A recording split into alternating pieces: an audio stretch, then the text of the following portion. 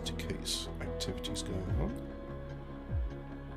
And let's go on YouTube, make sure it's... Yes, it is. It's loaded. I may talk, I may not talk. My voice is streamed in the moment from coughing. Yes, you get to see the name of files.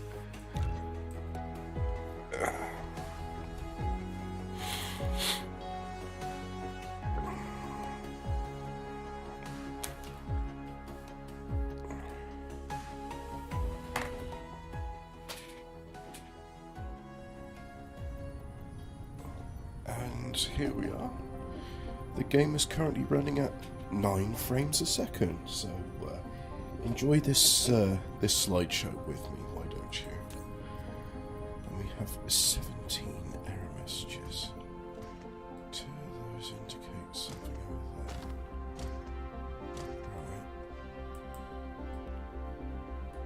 Right. 17 error messages here. Let's investigate these. Oh, that's a cow. So it's upset because it's getting nothing. And it's expecting something to come from there.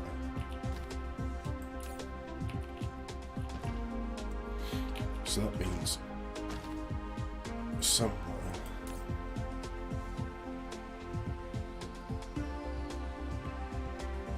needs to get those. Right. This is somebody else's blueprint. It's not like I've spent hours designing it myself.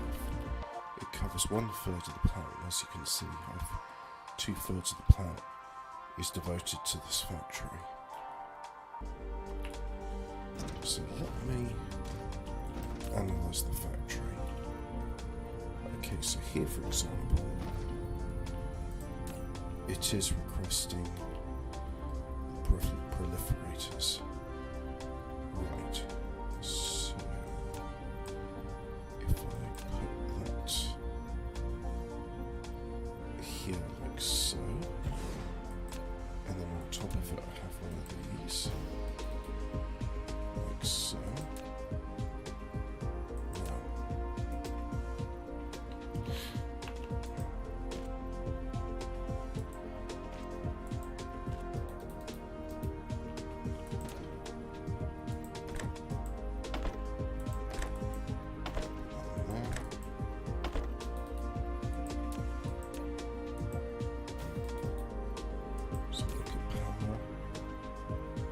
Yep,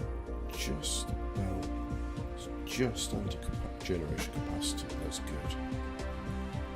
It was struggling at first because all of these towers, the internal logistics stations, were drawing vast amounts of power to charge up the vessels in the drive.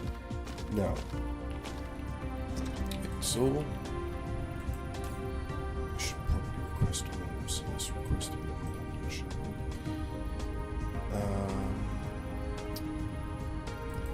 It's all well and good doing that.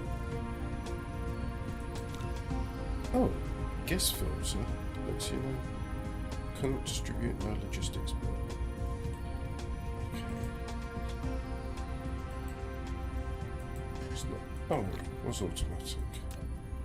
Distribute to other distributors, and let's turn the charge power to maximum, so it will just quickly spin out. And as it's available, the bots from the other storage. So this is a new feature. Before, this was not part of logistics. And these bots can interact with you. They can drop things down. So for example, well, it doesn't work because I have infinite inventory. And it's a new feature. It's not one which makes much sense.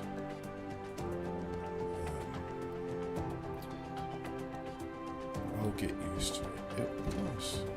Oh, look, there we go. So this has reduced the number of error messages to 14 or 17. So let's have a look, see what else is going to figure out. what it is about this. So this one works at 2. 0 of 10, which to me suggests that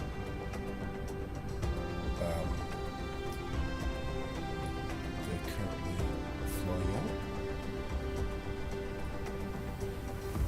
So let's go back to. I suppose I can make another one, couldn't I?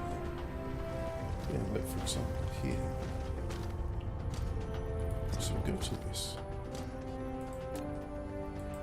Use a small one. Makes a little difference. Shove it all the way up there.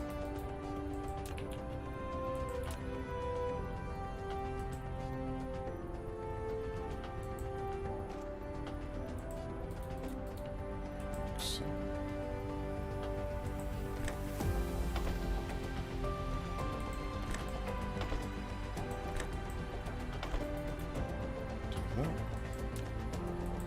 Sure it's overkill.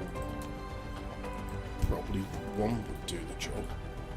But anyway, now that I've done that, let's put some of that in there and then do that. And then can I distribute no logistics bomb?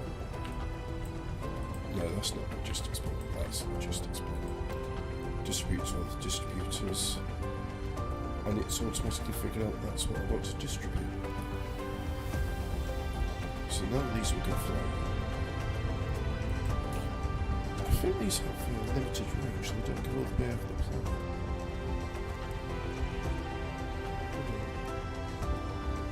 Anyway, that's taking it down to 9. Alerts.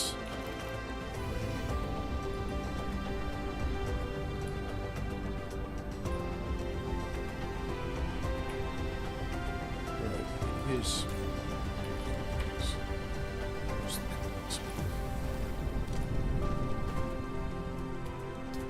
Again, it wants them, and I believe, is it going to load up? There we go, there's the first load.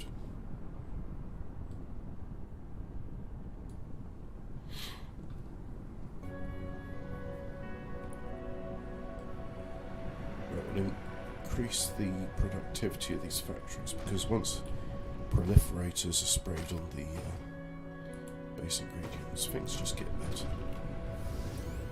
So look here. Got anything?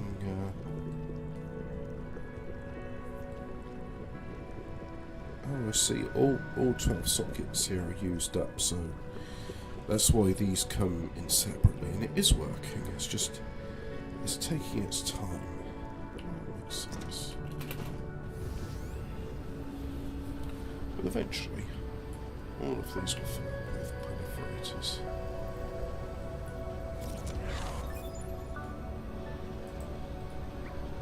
Excellent.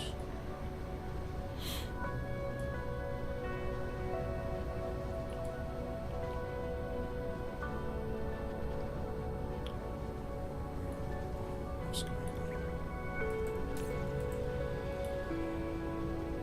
There's 5 alerts. Let's go investigate.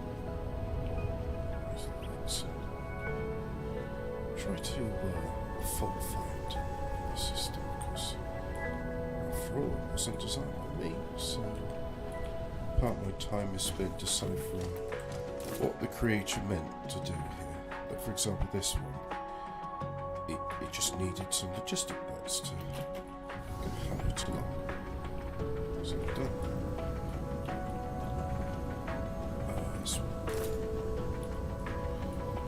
This game is only using one processor for it. We've had multiple processors for a while now. It would be really nice if this game could be parallelized. Run in parallel. 6 function.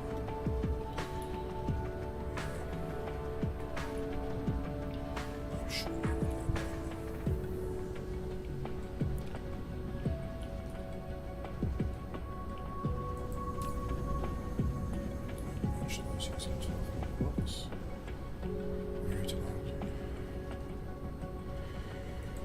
I've been ill this week and I'm without my car, as it's in the shop. So I've been knitting. I've exhausted all the things I want to watch on YouTube. It's got to the point where I thought, I know, I'll become the content I want to see on the platform. So here we go.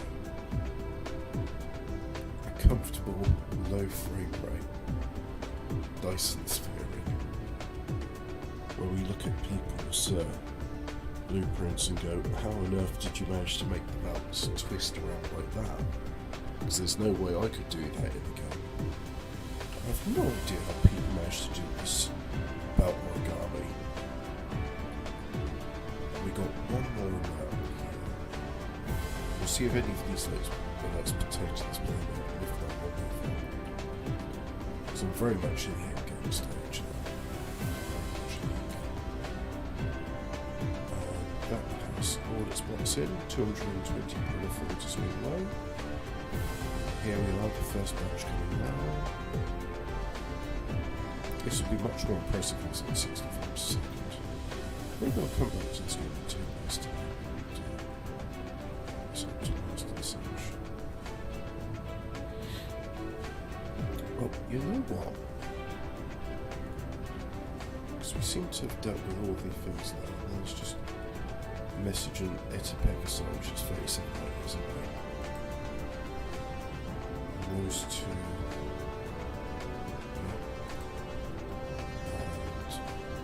Some error messages about, and that probably means that the deuterium fractionation has happened and the reserves are full. And then there's some errors here at the research system, so that's good. This system was originally called Origa something or other, so I renamed it Research Origa. And there was a reason I chose this system. I thought there's something good about it. Let's just fly out of the planet's gravitational pull. So there we go, as you can see it's fairly busy. Yep. A lot of traffic in this system. So what we got, what was it in this system that attracted my attention? Ah, that's it, yeah. So there is, this planet always shows one face to the sun, and this is perpetual night. And I placed a artificial star here for the achievement Let There Be Light. And I don't think I bothered doing anything. Yeah, that's it. I just thought, I'm alright for resources. I'll come back to it if I really desperately need it. Let's go back to the research system. And then we're going to go back to Bright One, which is where I have my Dyson Sphering. So, welcome everybody. Hope you're enjoying the well, it's not 8 o'clock, so it's not that late. Hope you're enjoying the stream. And yeah, just a bit of relaxing, constructive stuff. Chat's not been loaded for YouTube. I think after a while it gets a bit shitty with me. It says, no, you've been on website too. So do this. I'll start a Q&A poll.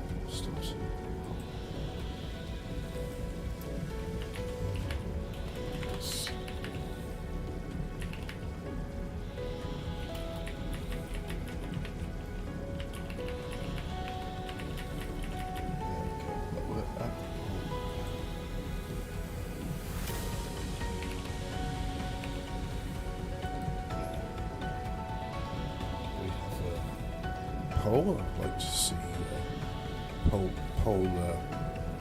audience members ask for their get your opinion, and we'll canvass some results towards the end of the stream. This is an interesting feature, so it's time to have a little bit of audience participation.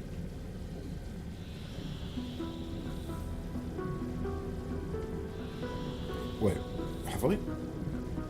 Oh no, I've gone past another star system, which was not. As a rule of thumb, I tend to rename places I've been to just to remind myself that, yes, that's something there. And I try to give them some sort of description. So as we come towards research system, you'll see why it's called that. Likewise with Bright One. The one I haven't renamed is Gamma Virginius, and that was the home system.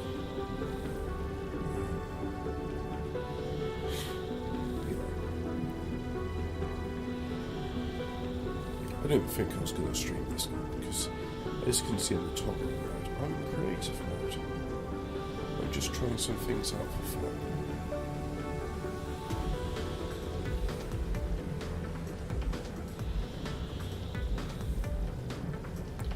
Especially, I don't enjoy the beginning of this game before you get logistics, before you get plans, because you're just struggling to manage room on the first planet.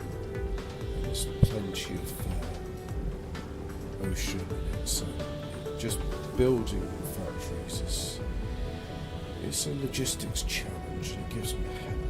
I don't like it.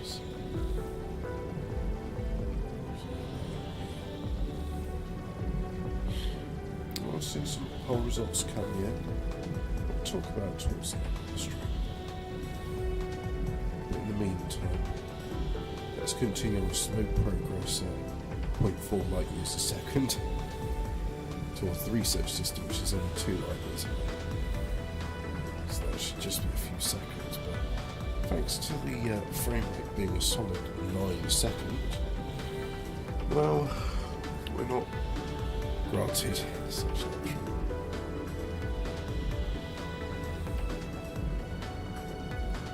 So we shall see. We shall see. Yes, indeed.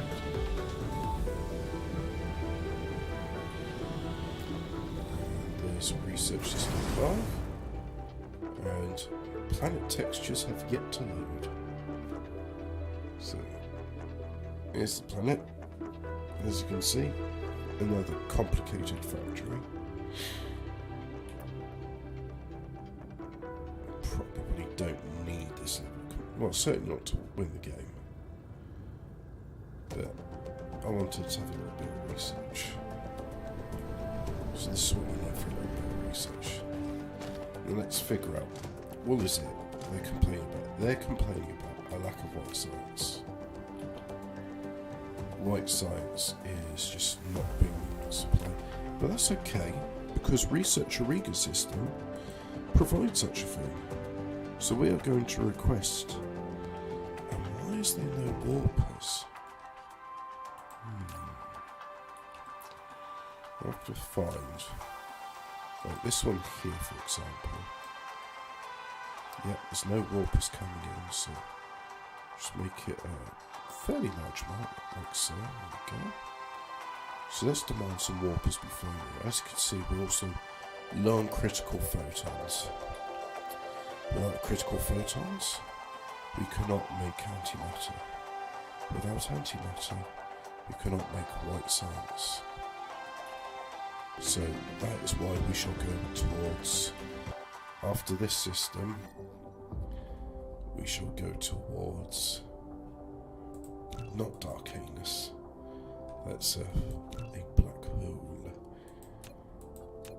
with, there's a fairly big factory there, and the vessels aren't being sucked in. So we shall go to a Bright One, and as you can see, Bright One is in the process of making a Dyson Sphere, but judging by the blue stream here, it looks like the Dyson Sphere has finished construction. Yeah, there's no more rockets being sent, so all that's being done now is this stream of solar sails, and they're being absorbed by the Dyson Sphere to form the panels. And I believe this is called the Matryoshka shell.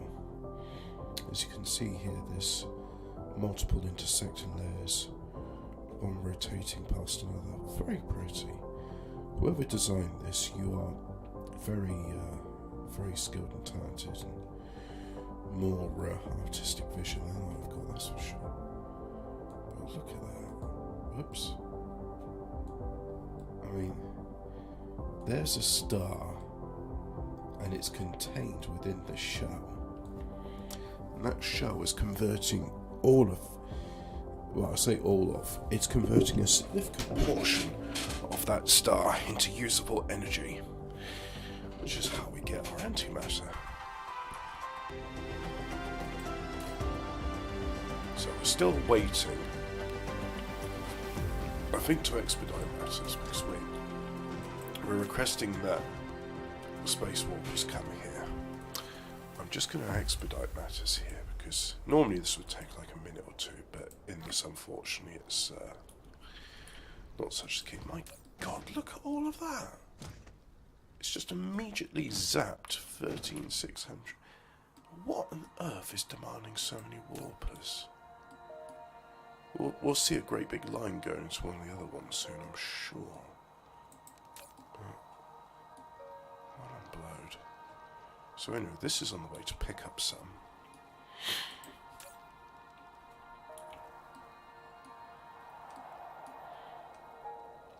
And this will mean that there'll be communication between Research System 5 and Research Ariga 5, because both of the 5th planets in these systems are where I've put the research facilities.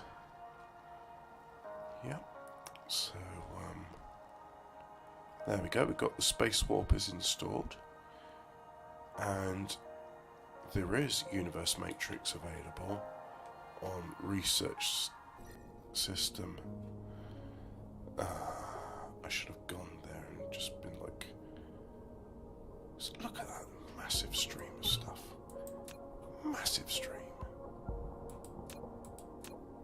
All going back and forth here. But what if? I know it's very tempting. It is very tempting on the shoulder. I'll just do that. Plonk it there. And yes, there is doing a local supply, so let's just have a look. Where is it sending them off to? It's sending them off to here. Which makes sense, yeah. Okay. And now, does the proliferator make any difference on what it sends? This was my own design. See, yes, it does. It makes a significant difference. Okay, that's good to know. Cool. Yeah, please of that. So the main bottleneck for science production is just not making enough antimatter. See, there's antimatter. And if we look at the facility that makes antimatter, do I have the facility here? I'm sure I've got a facility here. It's made in particle colliders. Is that it? Yes, that is it. So that takes critical photons and turns it into antimatter. Let's have a look at this. There's a little bit of antimatter and it's being requested, but no critical photons. Right, so let us go to the Bright One system and figure out, why is there a bottleneck? Why is there no production of critical photons? 8 frames a second. I hope YouthCat Studios, who make this game, I hope they're safe, well fed, and able to carry on what they're doing, because yes, I shall pray for them as a Catholic. to pray for the Chinese programming team that made this game, because I love this game and I would like to see it optimized.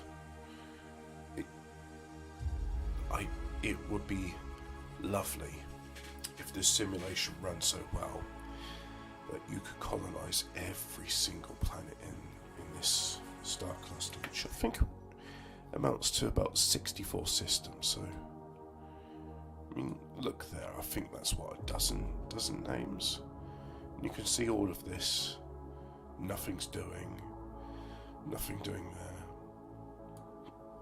All of those unclaimed, unloved. And the neutron star of Neutrodol. Well, we have a lot of optical grating crystals, so of course we had to go and set up a factory there. Come, let us make our way to Bright One. The O-class star, the brightest in this star cluster. Yeah, if this simulation, I have a Ryzen 4600. If this simulation could be scaled to run on multiple cores at the same time, if it was more efficient what it was doing, who knows? We could have a glorious simulation. We could have, be colonizing 60 star systems, and only then does the frame rate start to lower. And then why not have a Dyson Sphering in every star system? I'm sure someone somewhere is going to. Yes, every star, I'm going to build a Dyson Sphering. I'm going to turn it into a Type 3 civilization, not just a Type 2. So this is based on the Kardashev civilization scale. A Type 2 civilization has completely harnessed all the power coming out of their solar system. So that's a Kardashev scale to us. There's a race who are able to harvest the entire power of their star. Order of magnitude. I just passed it. Order of magnitude more powerful than a Type 1 civilization who've just about mastered all the power. I think the Type 1 is, if you're able to extract all the power of sunlight that's landing on pave, if that's the amount of power, like your power budget, that's a Type 1 civilization. So currently we're not a Type 1 civilization, so our power consumption is significantly less than the amount of sun which shines on us. Now these are flashing, which indicates, now they're full. As you can see, there's 20 rockets in each, which means if I click on the Dyson Sphere thingy, all of the nodes have finished construction. Generation capacity 151 gigawatts. Nodes in total 1464, no more planned. And currently, with the amount of power being drawn, 70.4% is being satisfied. So we just need to fire off a lot more solar cells at it. So, as we can see here, none are in orbit, all are being absorbed. And I don't know, I mean, nearly 9,000 every tick, that's a good number, right? I assume so. I mean, and we can see here these light green areas as opposed to the dark areas show what parts of the shell are being constructed versus what parts are still being planned. So, the ray receivers not getting all the energy they want. So we look here. You can see it's wanting. Shows the current crystal power they're receiving. Oh yeah, the actual power. So it's requesting 201 megawatts. This one receiving dish. It's only receiving 141 megawatts.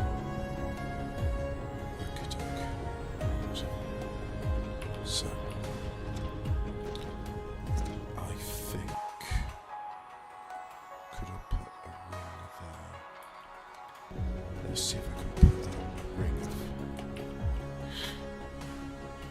of... It may start complaining, saying, oh no, it's at a different attitude, so it'll be compressed. But let's see how well the blueprint system works. So let's just copy that segment, like so. We'll come down here. Yeah. If I place it too close to EM rail injector, so if I just place that but shift enter to override, and it does that, which is not too impressive. So I think we're going to have to draw it by hand. That's okay, we can do it. Just go back to the thingy.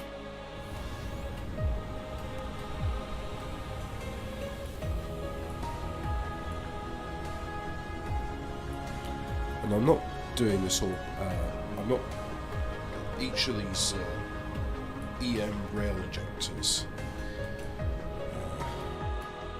Sonos air guns, I'm not doing them by hand, telling them, oh, you'll go for this or you'll go for that. I'm using the mod called Railguns Retargeting, which automatically stipulates if you can't find one orbit path but there's another one available, retarget and go for that. So let's demand some sounds like so. Make sure it's going out to be fed.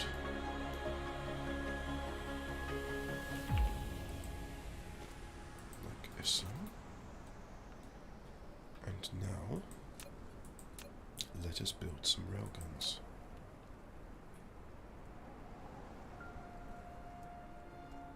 Not all buildings are muzzle rotation area.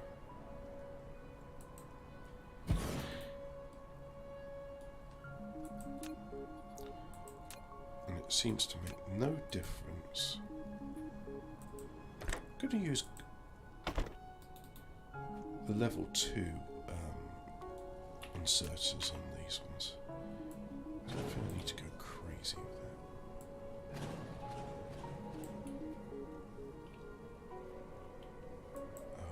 To that in time.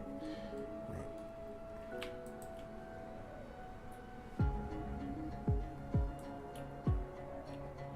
Ah, good. Some different planetary music. I was getting bored with the industrial noise.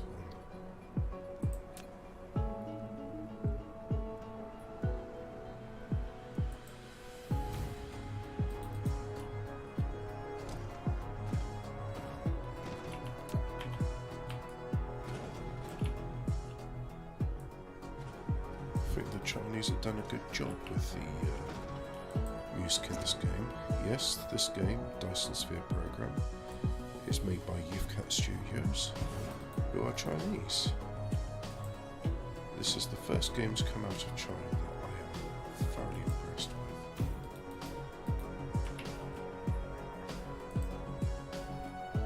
I certainly hope it's not the last.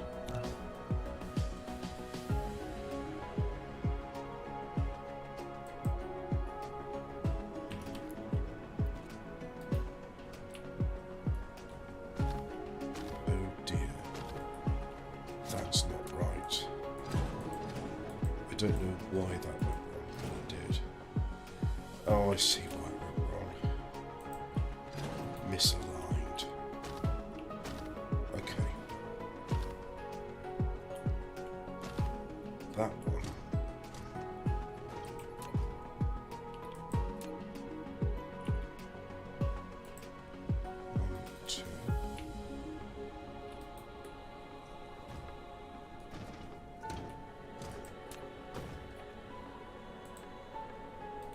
Also 1, 2. So that should be okay. I don't understand. There's no misalignment.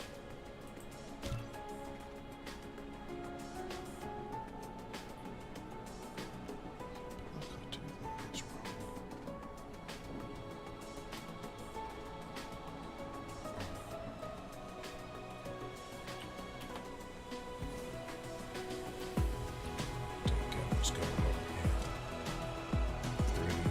understand.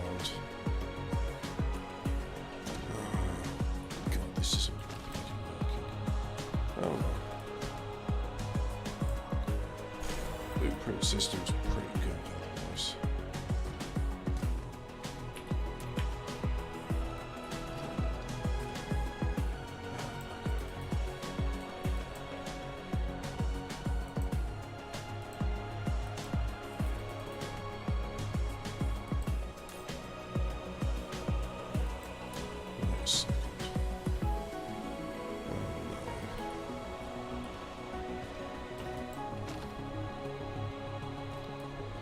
Doing that, I should just copy and paste.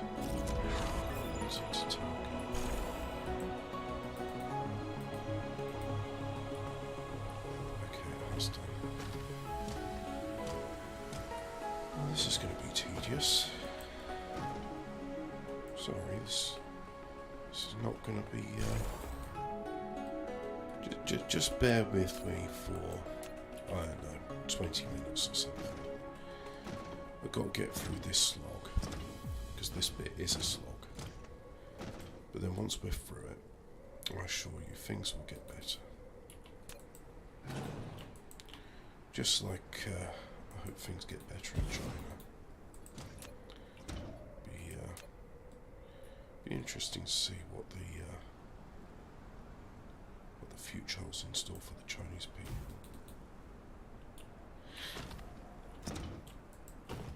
They won't be so secretive in the future. Yes.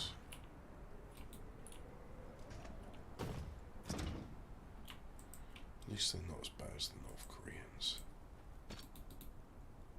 I hear a lot of praise for North Korea, but they're just, I don't know, too secretive.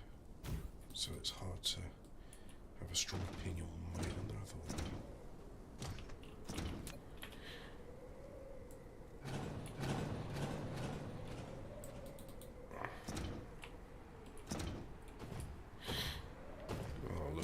Ones they don't even have the sorters. Why is that? Does the blueprint fail to work? Oh well, at least I can draw, which makes things easier. Early versions of the game you had to do it all by hand, and there was no blueprint system. Then someone modded it in, and that was a game changer. I think I played one game without the blueprint system, and it was just horrible. Imagine each of those, there's no tricks for drawing it, so I might complain saying, oh, it'd be much nicer if I could just press Control V. You see, get that. But, I mean, well, let's just try it. If I do that, my fire's just burst into flames. It's got over that initial bit where it's a bit, it's a bit you don't know what it's doing.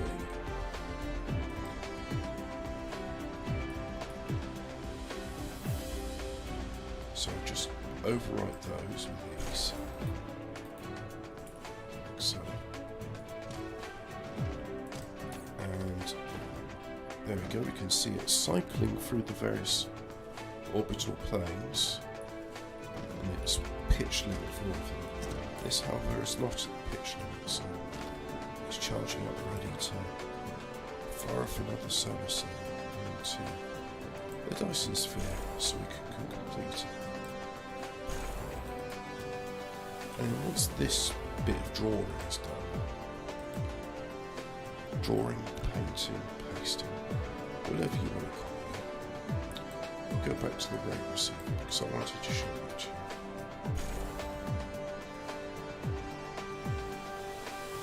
That's worked. So can I draw 10 at a time? Will it allow me to do that? This will work. Hi Hobbit, I hope you enjoy your poll results. Well, towards the end of the stream we will talk about the poll results because I think it's very important, not just for my channel but also the future of YouTube. Okay. So that's gone halfway. That's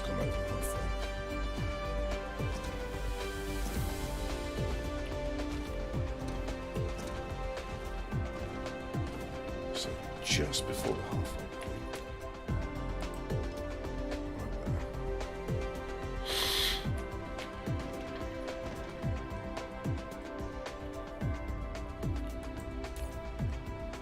Pitch limit, yeah, whatever. It's okay. I can afford to lose a few vital components. Right. Ugh. So I've established this works. After an initial bit of jiggery pokery, I think is the term I'm looking for.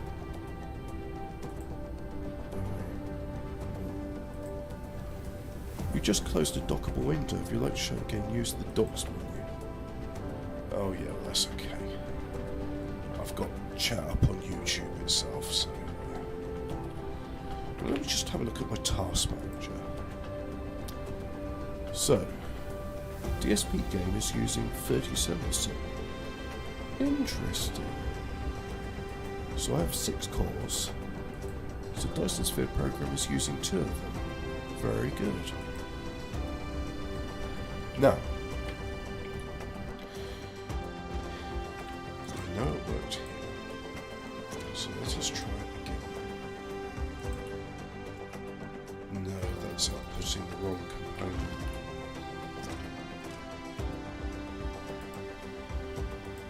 Where's instead?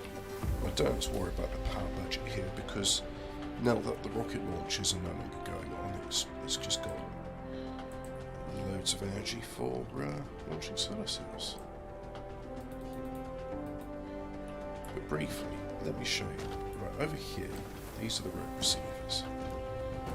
So it receives rays transmitted by the Dyson Sphere, and eventually a critical photon is collected. It goes to the critical photon ray. Not much has been produced now, but I have got the ray receivers on the other planets in the system. There's no point building more of them at the moment, as currently the Dyson Sphere is incapable of providing sufficient power. We need those critical photons. The critical photons are processed in a particle collider, and the end results are hydrogen and anti-hydrogen.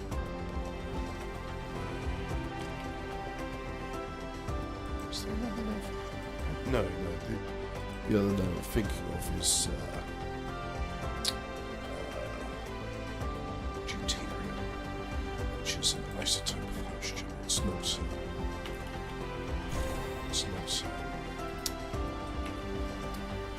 anti-hydrogen.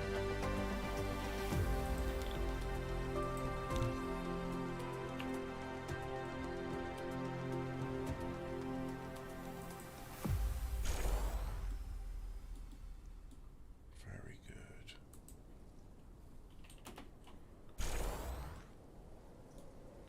Well, this one. Oh no, it's not. Bugger. Why won't it copy the sorters? Oh, buggered it up. Okay. It really seems to struggle with slight changes. It almost makes me wish someone would do like a flat earth version of Dyson Sphere program with. So each planet would be a square or a cube, for example. And it would just allow base building to be a lot simpler and more straightforward. See, there's ones there. And then there's... I don't understand. I don't understand. I really don't. Why don't you not execute 66? No, you got that wrong, Darth Vader. Do it again, but this time make it dramatic and theatrical. Also, this was not the voice of Darth Vader. was the other bloke. The one who said we'll blow your planet up. Can't remember his name. Emperor Palestine? Emperor Palpatine, that's it.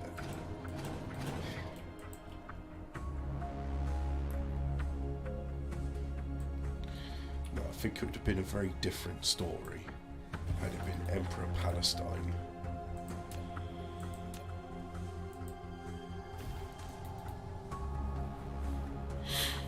Right, let me just minimise the CPU. It's nice to see my CPUs being used.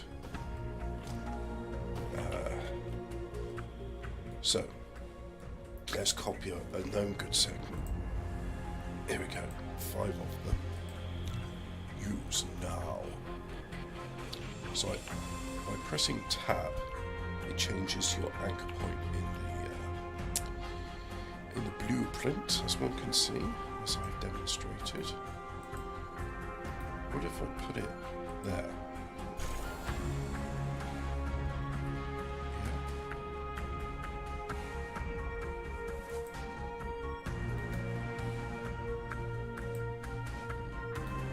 Oh, too close.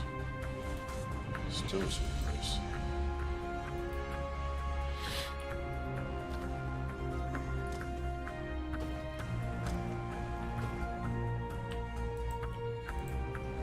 Oh yeah, I need to get rid of those rockets. I have changed my avatar to the T800 because you can have a custom mecha in this. There we go. It's EM rail rejectors all the way down.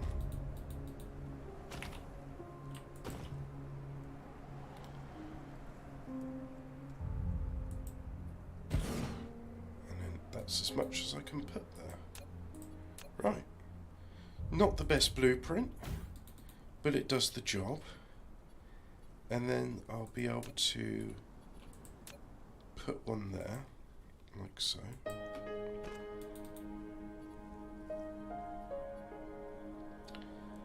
have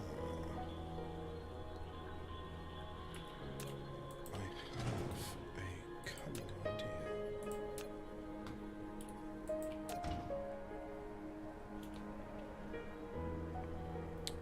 This idea is so cunning. It got a university degree from Cambridge, from Professor Cunning, the Master of Cunning at Cambridge University. Yes, this cunning idea that I've had is the solar cells, what have gone there. I'm going to make 2 rails come up, and I think this will be quite pretty, and that's why I'm doing it. So first of all, we need to ascertain how close can I get another one. I can't put it there, so there. Put it in like so. And then can I put it there? Let's see if that works. We use the slow ones on this, because after all, this is just experimentation. I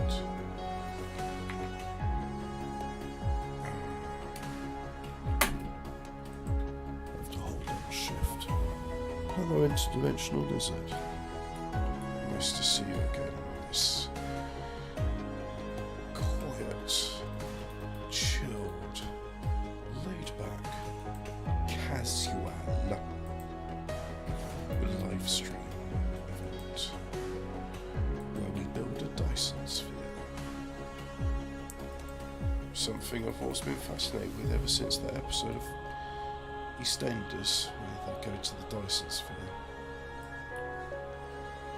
No wait, it wasn't EastEnders. It was that other show. Star Trek The Next Generation, yeah. Easy to mix the two up. I mean, they're both on the BBC. And both of them feature human beings acting. Hello, I'm certified human being Mark Zuckerberg. It is a pleasure to meet my fellow human beings. Let us have a normal one. My favourite show is Star Trek The Next Generation. My favourite character in the show is Lieutenant Commander Data, who I have modelled myself on, as he is the most human of your all, for he desires to be human. And what is more human than someone that desires to be human?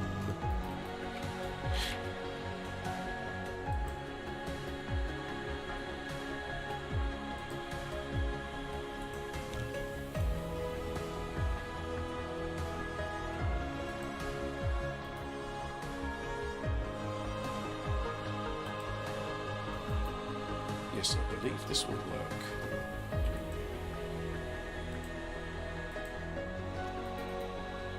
I do believe this shall work. I'm confident in my architectural plan, which at the moment is just in my head. You can't see the result yet, but you shall in time. And again, it's sloppy. I'm not being precise. I know they don't line up. But it doesn't matter. It is functional. And that is what's important.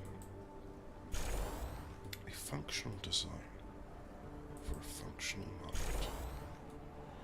We are on a mission to fill the Dyson Sphere with as many solar cells as is possible. We wish for this Dyson Sphere to be completed in an expeditious manner. That's the word. Expeditious. Not to be confused with expedient. Maybe to be confused a little bit, I don't know. Please bear with me. I am having a dictionary malfunction.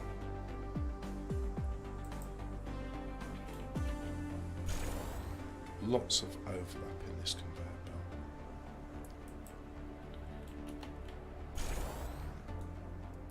And oh look, the inserters are working 4 out of 5 times. Now why is that? Okay, let's go rectify it.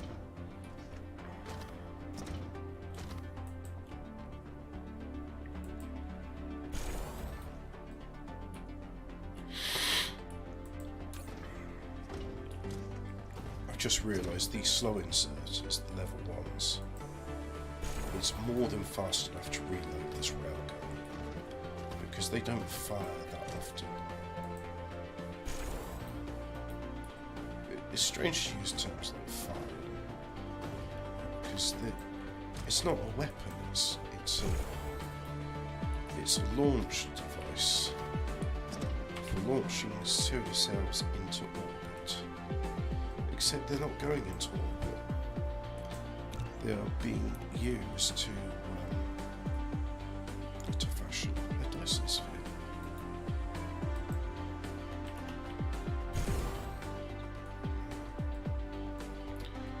And yes, I'm using creative mode in this one. I'm using creative mode, which allows me to quickly prototype things and blueprint them. See, I'm on the other side of the planet and I'm able to place this down. I don't have to be in range to deploy construction robots. Right, there we go. So if I look at this system here, you can see that splitter, it's taking solar cells equally for both sides, and then it distributes them equally to both sides. And as we can see now, I think we're just running out to the last bit, so it looks like both of these areas are done for. But this is this is... Has it doubled the output of... Yes, well, look. We got one ring there. We got one ring there. Now what I think I'll do is go and fly out. So let's have a bit of let's have a bit of a show here at 7 frames a second. I hope you're enjoying the slideshow. I certainly am. So here we go, just very slowly sailing off, trying to get out of the planet's gravitational pull. As you can see, I'm being pulled back in again, but I think there we go. As the altitude increases, we are no longer needing to adjust the course. So, right, there we are.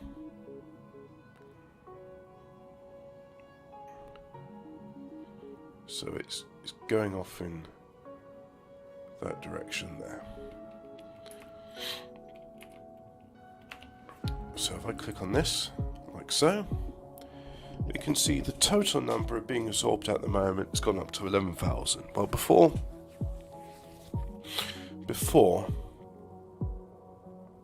let's click on optimize. I'm going to just have a look at my task manager. One moment, please. So currently, 13 of 31 gigabytes are being used. And DSP game is using 5 gigabytes, so I'm going to optimize solar cells memory. So I've clicked on that button, and there's no difference in memory use. Right.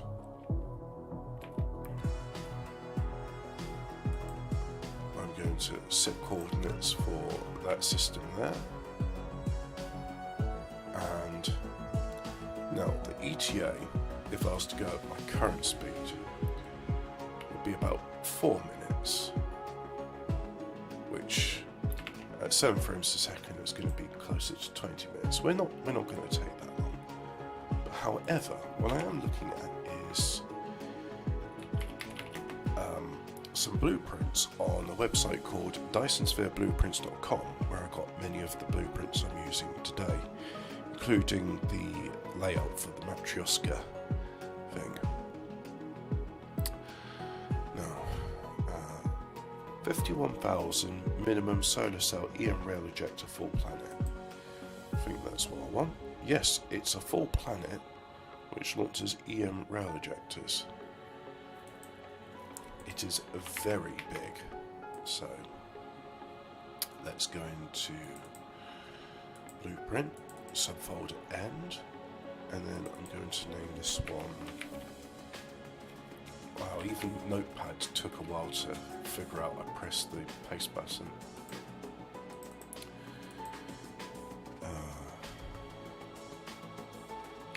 Solar sail planet. Right, there we go. Blueprint is in stock. Let's engage the attention.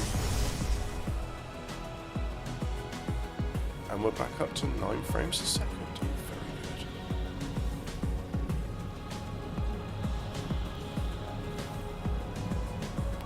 So let's see, is anything important being done with right 1 and 2?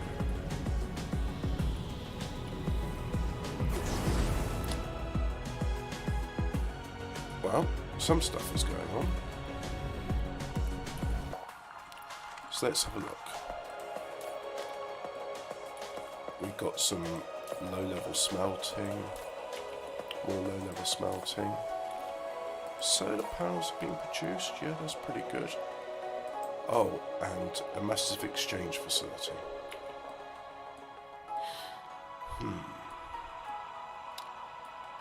This planet is not suitable for conversion. Let us go to a different planet. Volcanic ash. There we go. And in fact, if I'm really worried, what I can do is I can go to this one here. And look at that. A few rays of the star trying to shine out from the from the thing. Nope, still in the planet's gravitational pull. Can't engage warp just yet. We can see a spray there of 12,000 solar sails as they make their way slowly into the Dyson Sphere. Although considering the scale and sizes involved, what looks slow is in fact very fast. But if I go to this right here,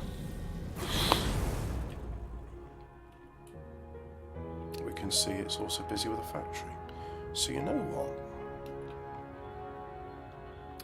As we know the system is doing pretty much what we want, let's go back to it. So now we don't need any more rockets. Well, we're done with rockets.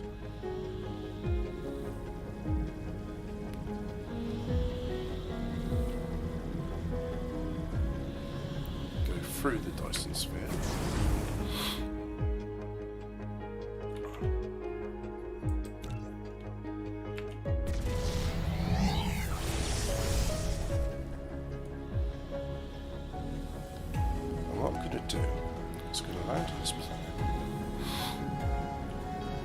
Save the game because we're going to overwrite everything here. I mean, we can see we have ray receivers, energy exchanger, and most of this is just a launch facility. Look, we've got fusion, which is redundant. So anyway, let's come into land on the head.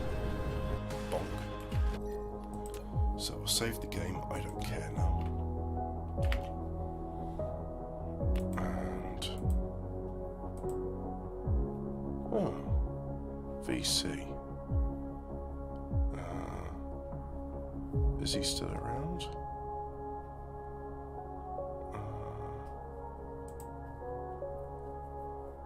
Oh yeah, there he is. Good evening. I'm currently streaming Dyson Sphere program. I saw your thing, and so yeah. In a bit, because he's muted, you may hear a familiar voice. But whilst we'll wait, hello. Right, yeah. Yeah, it was something I wanted to speak to you about. It was about the end or something, but obviously... Oh, well, that can wait until I'm off the stream then. No fucking real button. Let me put my headphones on, because you're coming through a bit quiet, and then I'll be able to hear you. I might... My hearing's not so good at the moment.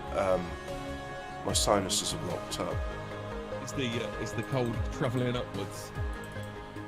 Yeah. So I'm going to mute the music in the game, and then that should make things a bit easier to hear. Right. I'm sure YouTube anyway, because I'm not getting a... Oh, are you on YouTube or are you on Odyssey? No, I'm on YouTube. I'm probably shadow banned, so I'll copy the link and post it in Doodling Pad. Oh, did you want to do ley lines tomorrow night? Oh no, I can see you. I can see you live. Oh, goody. Yeah. Right, so yeah, we could do ley lines. So I'm going to mute the music in the game, and then that's me coming through on yours. You may want to mute the stream. No, it's not the muting. It's you're on YouTube. You're on Odyssey. Yeah, that will cause some getting Hemi through the stream, which is now what Hemi's listening to, and I can now hear in the background. And now I'm being asked like half a minute ago about do I want to do ley lines again. A little bit confusing. Has it stopped now? It probably will, but give it a minute or so for the cache to clear out. You may want to mute the stream. No, it's not the muting. It's Yeah, now of I course can't see getting much of the chat. All I can Hemi see is Freeman on the through Sand. the It's just two It's Hemis. your poll. What The Hemi's poll listening won't go to, away. Or do we I have can to now hear in the background. vote first? You have to vote for it to And go now I'm away? being asked like half a minute ago. Nope, still about, there, do won't I go. want to do ley lines again? Okay. Oh no, it's Little gone now. bit It's gone to the confusing. top. Just two Hemis and three Hobbits having a chat. Probably we will, but give it a minute or so for the cache to clear out. You may want to. Ah dear. Shall I have a look through the paper and we'll see what we can talk about. Now, of course, We do like an old school JDLE. Yeah, go on. It's just two Hemis. It's your poll. What The Hemi's poll won't go away. What's going on, Hemi? Because I could still hear my voice. I'm being asked like half a minute ago. Don't know. I don't think it's. Do ley lines. Oh, I'm not muted on my side. Right, that's confusing. I do apologise. Oh right, so it's not me. It's you. It's not me. It's you. I'm a little brained at the moment. What hooked up on the cold and everything. Yesterday, I went to sleep at 5 o'clock, woke up at 11, stayed up until 5 in the morning, woke up at 10. I don't know how that works. So, Let's see what the. Jen McCabe used to call it the NPC Daily, the Metro. oh yes, what have the Metro got? So just Let's briefly, see. what I've done here is I've raised everything off this planet, and we're going to use that blueprint what I done found on Dyson Sphering. Oh, fucking based. What? Lady Susan Hussey quits royal role after Buckingham Palace reception comments. The palace has apologised after unacceptable and deeply regrettable comments were made at the Queen Consort's reception. A member of the Buckingham Palace household has resigned and apologised after repeatedly asking a British black charity boss where she was really from. Well, that's the thing as well. I remember I met a bloke who was dark as sin. He was all right, by the way. So I'm not saying he was an evil darkie. And I said to him, "So where are you from then?" He says, "I'm from Wales." I was like, "Right. Go ask. You don't look like many Welshmen I know. I know some Welsh are swarthy, but you're quite dark." He says, "Yeah. Where are your parents from?" "Bangladesh." I was like, "Right, there we go." Well, this gets even more gay. It gets even more stupid towards the rest of the thing. Ngozi Fulani, who Hello. obviously didn't have a bubble phone with her. My Chief- name is Chief Burkina Executive Faso. Chief Executive of Sister Space was invited to the event that focused on preventing violence against women. Miss Fulani, whose charity offers specialist support for women of African and Caribbean heritage, so they already know they're African and Caribbean heritage, so they can't be British, but it's stupid, isn't it? No, I think it's like Pokemon, where you just like travel to various places and you collect them. So I went to the Canary Islands for a bit, so I'm Spanish. Yeah. And I've also been to France. I'm French. I'm Austrian. I'm Maltese, Belgian. So Dutch, if they're doing German. a specialist charity that supports women of African and Caribbean heritage, Yeah. then she obviously knows that, doesn't she? It must be a very fine line these people are walking, where they're going like, Oh God, they're doing the bit, aren't they? Miss Fulani said a household member first moved my hair to see my name. They think you're obsessed with their hair, don't they? they're self-conscious about their hair, so there's a lot of projection about it. Then challenged her when she said her charity was based in Hackney, saying, "No, what part of Africa are you from?" Well, she's an African. Finally, the Well- planet is finished building, so here we go. Here's all of the...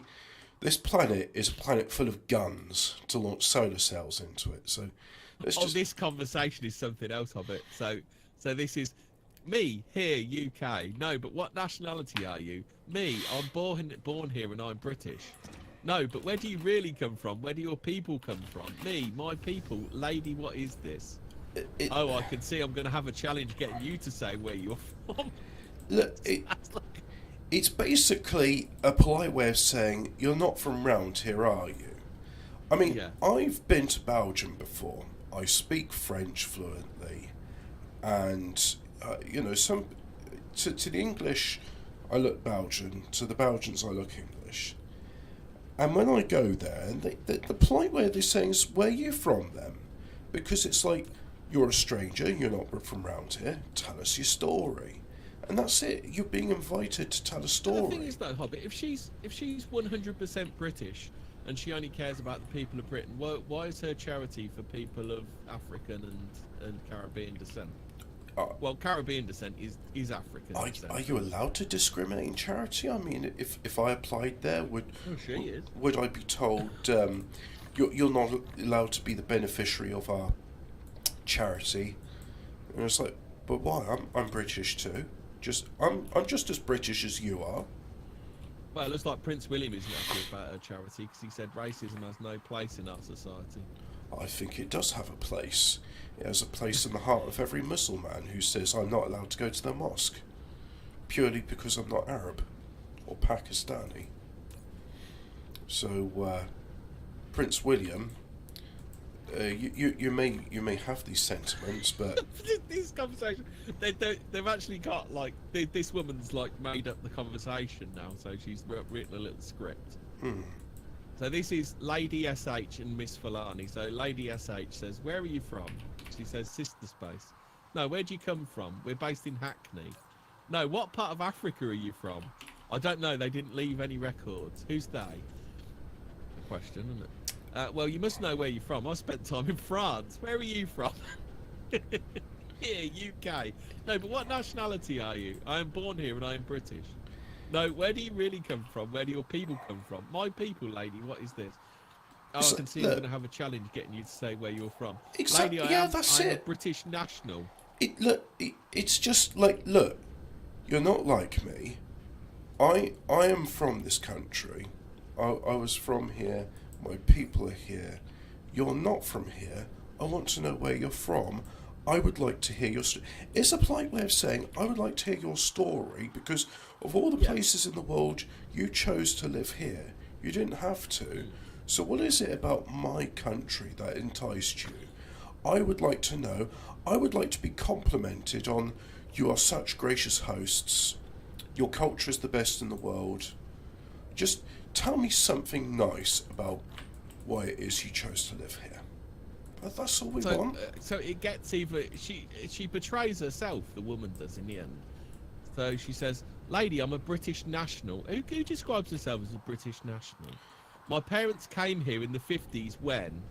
So then she got cut off. She said, "Oh, I knew we'd get her in the end. You're Caribbean." "No, lady, I'm of African heritage." So African heritage, Caribbean descent, and British nationality. So there you go. So she knows she's not proper British. So and it comes out in the end, doesn't it? Yeah, and it's just like, it's almost as if it's just like, look, you're being shitty about it now, and some people would just be like, "Look, you're being difficult. Why don't you fuck off back to where you came from, which is not here." Yeah. And you know it's not from here, because look at you, look at me. We know we're different. You and your ancestors didn't originate from here. I was being polite. I wanted to know your story, but now you're being a dickhead. Yeah. So why don't you fuck off? Well, that's it, isn't it? And they fucking Prince. Bay Ray, I wish it was that simple. I'm not Belgian. I'm an Englishman. And every time I live in England, it may take a few years, but I eventually start hankering for Belgium. And then when I'm in Belgium, I keep thinking, oh, I'd like to be back in England. It's... Prince William has slammed his godmother for Lady Sarah Hussey over a racist... What was racist about that conversation? It was racist that she dared notice that, oh, look, you're different to me. Your ancestry is different to mine. Well, actually, yeah, you know what? How did you wash up on these shores? Let's just cut to the crux of the matter. Yeah, you're right. You don't belong here. You're obviously being difficult. You know there's something wrong about this. That's why you're being coy and being all difficult. When, if like, for example, when I gave my fire lighting stream earlier on today, I go into a cafe in Belgium, and they say, "Where are you from?" And I tell them, I say, I'm from England. My family are from Belgium. I come to Belgium because I like it here. Yeah. And Imagine you getting all pissy about being asked what oh, I you mean, do. imagine if I said to them, I'm Belgium. There's like, yeah, but what part of Belgium are you from? And I say, Look, I've got a passport. Fuck off. yeah, it's like, look, I'm a Belgian national. And it's like, all right, where are your parents from? And then you could say, well, my dad's from England, my mum's from Belgium. And it's like, so where do you live then? Well, I live in England. And that's, you see, I wouldn't get defensive about it. I'm quite happy talking about it. I mean, occasionally I get Frenchmen and Belgians ask me about Brexit and saying it was silly. And I'm just like, well, look, it's like a divorce. Our parents have decided to divorce. We are the children. We have to live with the consequences of the divorce the best we can. Hobbit's like, wow, a Belgian living in the UK. An off-duty metropolitan police It's a small officer off-duty flashed his warrant Czechoslovakian traffic warden. flashed his warrant card to a stranger before raping her by the roadside. Did he take down her particulars? It's got to be the joke that comes out of that one, isn't it? Oh dear, oh dear. But just crime bodies right, isn't he? Just these people, they get a little bit of power and they just go nuts, don't they? When somebody acts like that, it makes me suspicious and it makes me think they're up to no good. And the problem is, more times than not, they are up to no good. Yeah. Now, there are... Just the absolute, they think that card's a get out of jail free card, don't they? They think the law, when they've got that card, the law doesn't apply to them, don't they? Do I have to be the one that say not all X are like that? Because I can give some examples of not all X are like that. But there are some which are like that, and it's just like, why are you doing this unnecessary charade? Yeah. Why can't you just be like, oh, thanks for asking. Yes, my ancestry is Caribbean, and my family were slaved at one point and taken over there. And then, when William Wilberforce emancipated the slaves, we were granted our freedom. And my parents were told, aboard the Windrush, they're desperate to have you over there. Turns out that wasn't the case. They've got a real shortage of bus drivers. And, turns out it wasn't actually the case. In fact, there was shortage of housing. That's why they were sending your guys to New Zealand and Australia. But even so, your government managed to find a place for me and my family. And I continue to live here. I'm happy to live in England. Thanks for having me. I'm hoping. Yeah, but they want to claim it, don't they? They don't want to just live here. They want to claim it as well, don't they? Well, after a certain point, it's like, well, in that case, you're not an immigrant. You're an invader. You wish to conquer, and there are certain people who are not allowed to talk about because, as we know, Rotherham is the child's capital of culture, which must mean something. Yeah, that's just sick. That must mean something different to paedophiles than it does to the rest of humanity. But there are people who, at the stand, have said, we are here to conquer and rape your women and girls, and we will breed them all out and impose our will upon them. So some are at least honest about what they wish to do, because they feel now is their time. And speaking of which, oh, look at that, we have got a much better improved output of solar cells. Just look at it, it looks like a particle gun, and I suppose in a way it is a particle gun, because all these particles are solar cells being launched at great velocity towards the Dyson sphere. You can see a little bit of lag there because that line is just curving slightly. So what else does the rag of ill repute have to tell us? Oh, did you hear what I said about the copper that raped a woman? Showed her his warrant card first. Yeah, I have a warrant to sexually violate you. Please bend over and assume the position. Well, she said this was quite telling. What she said. Where was it? I saw it a second ago. she said like she would have hit him, but she knows it would have caused more trouble than would have caused even more trouble. So like too scared to even defend herself from rape because of the way these people are. She's obviously watched a bit of Crime Bodge, hasn't she? Well, even if you haven't watched Crime Bodge, I think people understand that the police are a protected class, and to assault them, you'll have a hard time justifying in court why you assaulted a police officer. And it's your word against theirs. So she said, the woman said, she's alleged to have said that the complainant would be in more trouble if she hit him before she did what she wanted, did what he wanted despite being sick. Bear Ray says, "Are you okay, Hobbit? You sound like you're on your deathbed." I've been coughing voluminously, and it's taken a toll on my vocal cords. Oh shit! Someone sent a letter bomb to the Ukrainian embassy in Madrid. Alphabet Cat. I'm not sure if it's diesel inhalation so much as AdBlue. AdBlue is refined picuria, and now they say it reduces volatile compound emissions like nitrous oxide and what have you. No, but it creates more soot. It changes some pollution to other forms of pollution. Now, AdBlue is the brand name. I think the technical name for it is diesel exhaust fluid, or diesel DEF. You said you had that cab that was putting fumes. Fumes in the cab. It was okay. I just had the windows down all week, and I was breathing okay. I think you just got a bit of you got the cold, didn't you? It's that time of year, isn't it? Yeah, I mean, I can be paranoid and say, I live with my family. They got the jab, and you get second-hand infections from that. Yeah. Or I could be paranoid in another way and say, well, they're definitely spraying us because everybody's got a cold at the same time, and I don't know. You get about a bit.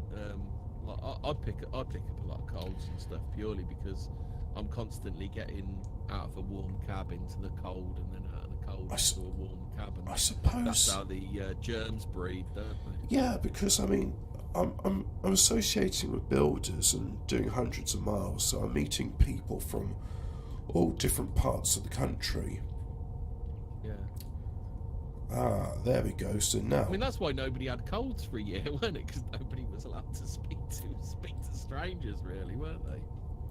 But what if a cold is psychosomatic? Like, what if a cold is spontaneously produced? I think some can be. I think because, like, when you just have that period where you're doing loads and loads and loads of stuff, and then you just kind of like... Your immune system gets run down. Yeah, that's it. Yeah. You're not enough sunlight. Oh, by the way, it says the stream's buffering on thing. Is it working for you? It shows buffering. It's fine. Hold on, I'm a little bit behind, I think. No, I'm up to date. No, it's fine. Oh, okay. It's just buffering my end then. I'll have a look at OBS. And yeah, it's all right. 0 drop frames. No buffering here. Yeah, no, it's only you getting buffering. All right. Well, do you want to see the map? The map that reveals the most dangerous places in the world to visit in 2023. Oh, actually, can I say what that might be? It won't be related to your article. Is it Tranquility Island, which is not far from Bedford in Nova Scotia? I was going to say Halifax.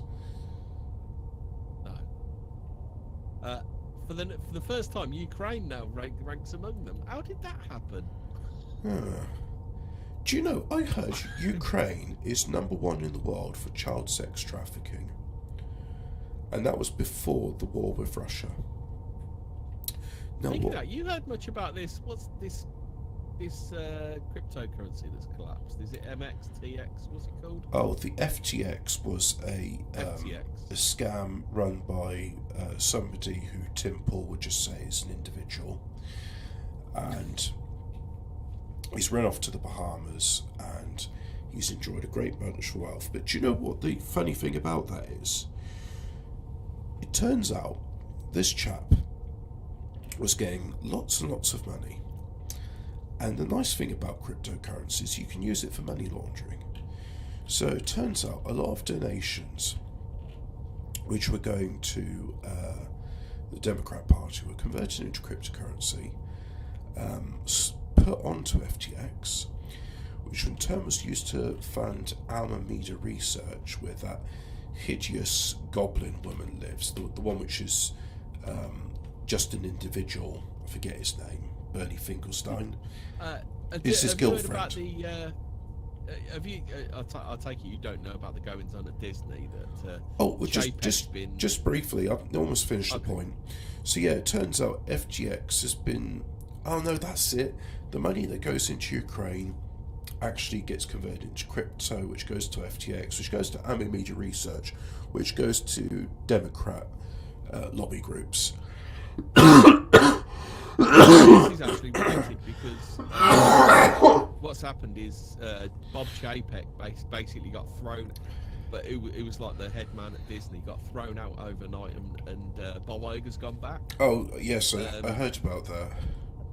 And one of the theories behind that is possibly that Disney have invested heavily in FTX, and Bob Chapek's there to go and cover up his poo in the sandbox.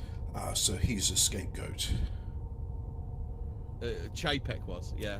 So Bob Iger's back. It's all right, guys. Don't worry. Nothing to worry about here. I'm just back. Do you just think back burying the body? Once, the current crop of undesirables have ruined the country, Tony Blair will come back as Prime Minister? Well, it looks like that, doesn't it? They're mentioning the dangerous places. So, dangerous places 2023. Iceland, obviously, you got to worry about. Have they had an influx of refugee doctors and engineers? Then have they? Oh, sorry, no, that's safest. So most dangerous this year. I didn't bother reading the key. I just looked at the things that are on there. Alphabet Cat says Zelensky is a nice man. It's Putin who is evil. The fact that there was a coup in 2014 to put Zelensky in, which might involve the CIA, is just pure coincidence. Yeah, I mean, I know he's a nice man because he was a stand-up comedian before. I mean, he did such great No, I don't understand Slavic humour, so maybe someone who's Ukrainian can explain to me. A man who's playing the piano with his erect penis, and the sketch is called Gay Cossack, and then he strips off into bondage gear, and then other men who are like semi-naked strip into bondage gear but wear Cossack uniform, and they dance around whilst he jams his penis on the piano to play it. Nice. This is the height of Ukrainian humour, and now, to me as an outsider, I thought, well, isn't that a bit insensitive? I don't know where the Cossacks live, but I mean, if I was a Cossack, I'd be offended by that. It'd be like saying, like he's trying to stir something up. Well, it'd be like, oh look, here's a Morris dancer, and he's playing the accordion by putting his knob on it, and they're just like dancing with gay bondage gear. I mean, I'm not a Morris dancer, but if I saw that, I'd be offended because it's like, well, hang on, that's part of my culture. That's not a costume. That's my culture. Yeah. Oh, and Zelensky didn't speak a word Ukrainian before he became president. Nicolas Sarkozy was Hungarian. He wasn't French. And then... Really? Yeah, Sarkozy is not a French name, believe it or not. So the most dangerous, there's not much effort been put into this because it's Ukraine, Syria, Iraq and Afghanistan. But the one from left field is Mali, apparently, is the most dangerous one in Africa. I thought the Central African Republic was the worst. I guess people don't really care enough about it to say or not. It's hard to make statistics about an area which is... I think Somalia's probably pretty bad. Like, it's a libertarian paradise, Hobbit. I don't know why you're denigrating the CAO. That's libertarianism to its ultimate extent. I mean, in the case of what's that place called again? Somalia. A lot of land. No, Mali's the one on the list. Oh, okay, yeah. Well, I was thinking Somalia is still quite dangerous. So not only there's a lot of landmines, but apparently 1/3 of the population is insane. don't know if it's saying in the water or birth defects or something. Because they've all got that look, haven't they? Light bulb heads. Maybe they're like the genetic equivalent of a King Charles Spaniel. It could be. Well, actually, no. I think the pug or the Cocker King Charles is another group of just individuals, because they have high levels of incest, and it leads to genetic problems which are unique amongst them. But they're just individuals, so trying to say that it's a pattern is racist. Can't say things like that. No, of course not. And I wouldn't dare suggest it. It's just I've been told by vicious anti-Semites that a group of individuals suffers diseases like Tay-Sachs, which is unheard of in other individuals. They're just individuals. The safest. Do you want to hear the safest countries? Tranquility Island. Is that? Oh, well, no, it's not on this list. Switzerland, Denmark, Finland, Norway, and Iceland. Do you know, I saw another article about Finland saying Finland is one of the happiest countries in the world. The least amount of mental disease and people trusting one another. But then I saw another headline saying Finland ranked one of the most racist countries in the world. And now, correct me if I'm wrong, because I am wrong.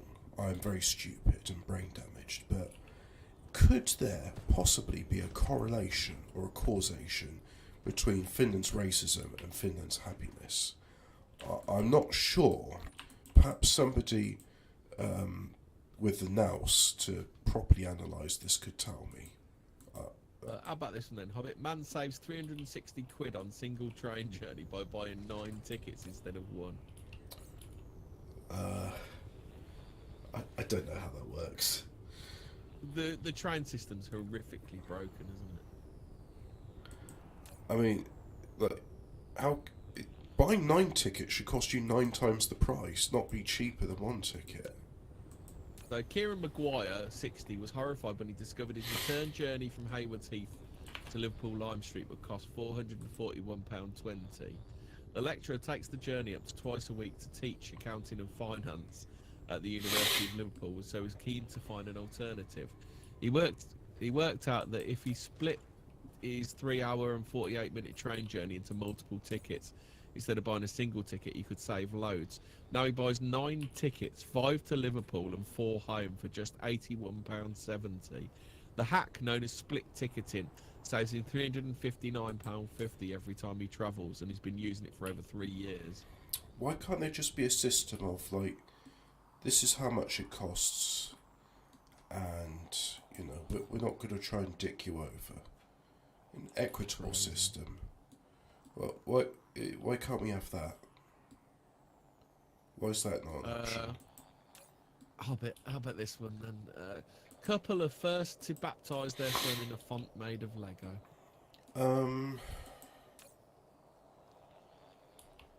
I mean, What Michelle Farrelly and her husband Angus had their 2-month-old son Oliver baptised at a Lego church in Devon.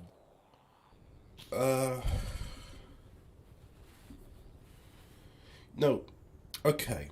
I have a conflict of interest here, and I think it's pertinent to tell the audience. Yeah. I'm a great fan of Lego, which is probably why I like these autism games like Dyson Sphering and Factorio. Yeah. However, I'm also Catholic, and I believe that the traditions serve a sacred purpose.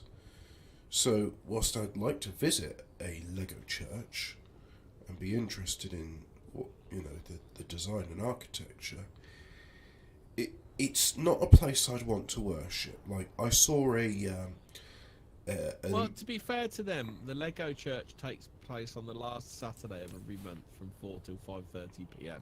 Oh, so it's like a special event. Hall, and it's free to attend. So basically, it's a gimmick to get bums on seats. Is this like I went to the cinema and they're saying, "Oh, here's a movie, but it's the autism screening," and I said, I have Asperger's syndrome. Could you explain to me how this this screening caters to me.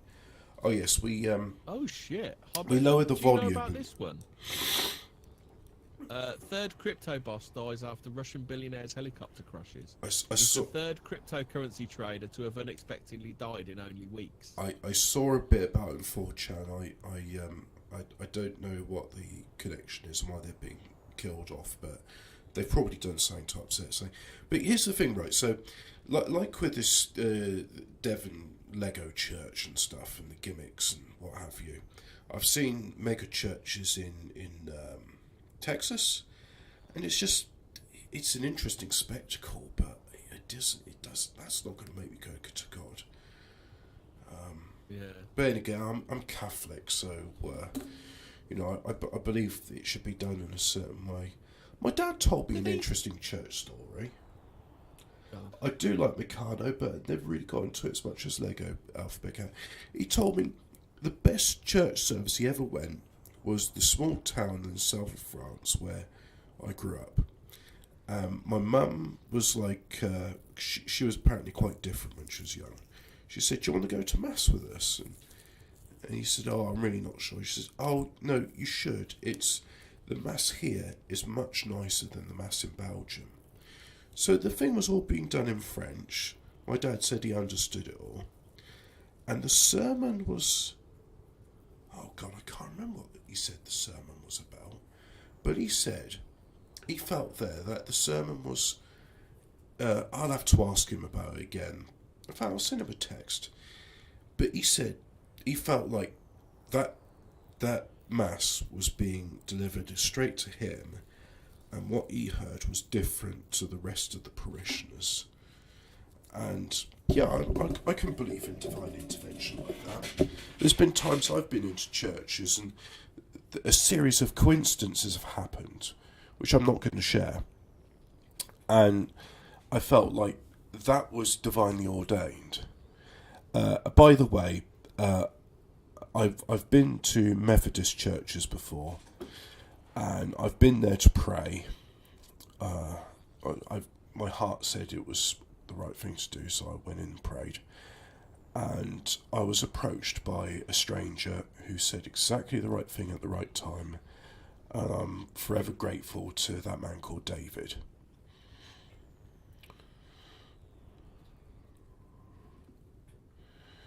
What? Three crypto stars have all died in recent weeks. Tiantian Kalender, 30, died in his sleep last week. Easy for you to millionaire say. Nikolai Mushigan, 29, drowned on a Puerto Rico beach. Nikolai Mushigan? You tell me English has been killed in a... I thought he was a NEET and doesn't have, like, private helicopters and yachts. Who's that? Mushigan. You said Mushigan. You know, English? Where's Mushigan? Mushigan? I didn't know his first name was Nikolai. Yeah, no, it's Ian. I've just thought it was going to be something like Gary, but yeah, Ian sounds typical for North FC. How the crash occurred on a day with blue skies as they took off. You know, it's not the colour of the sky that affects whether a helicopter's going. Is this had an accident in a light aircraft? No, helicopters. They're doing. No. I mean, is it under the same category of like, they had evidence that Hillary Clinton. You know enough cryptocurrency people. You know, some of them are going to die in accidents, aren't they? Yeah, some in like aircraft, some in helicopters, some when driving. Some it's when... just how many people that Hillary Clinton knows. That's all it is. Yeah. She must know a lot of people. Boy choked to death on notice board pin just days after he turned 5. What? Can you repeat that, A please? boy of 5 choked to death on a notice board pin. Oh, well, that's sad. Hey, you know that game 6 Degrees of Kevin Bacon? Yeah. Well, here's one, but it's not Kevin Bacon, it's Donald Trump. So, many here in the audience will be familiar of the time Kemi had a controversial guest on JDLE, Catboy Cami, Nicholas Fuentes' boyfriend. And it was a good interview, I felt. It's done very well. Now, Catboy Cami is the boyfriend of Nicholas Fuentes, who has been in the news recently, hasn't he?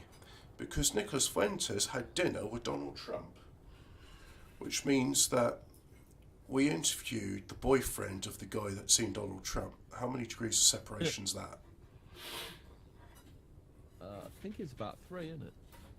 So that's not 6 degrees of I don't know, Kevin if you don't, are we gonna count that weird geezer? What was his name? His manager, whatever his name was. Milo Yiannopoulos.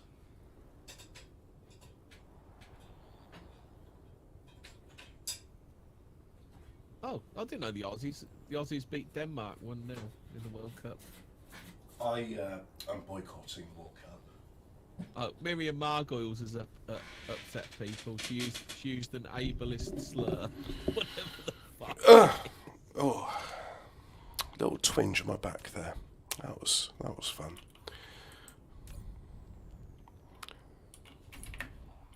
So currently, the Ray receivers are demanding 191 gigawatts from the Dyson Sphere. Oh, this actually sounds. It sounds pretty good. So Miriam Margoyles was on this morning. One of the ITV programme's fans wrote in to ask for advice on dating, as they wanted to find love again. And the Call the Midwife star's response shocked the audience.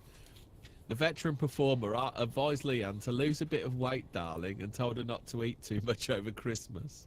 Repeatedly using an ableist slur. Bayer Ray, how do you know Cami flagged the interview?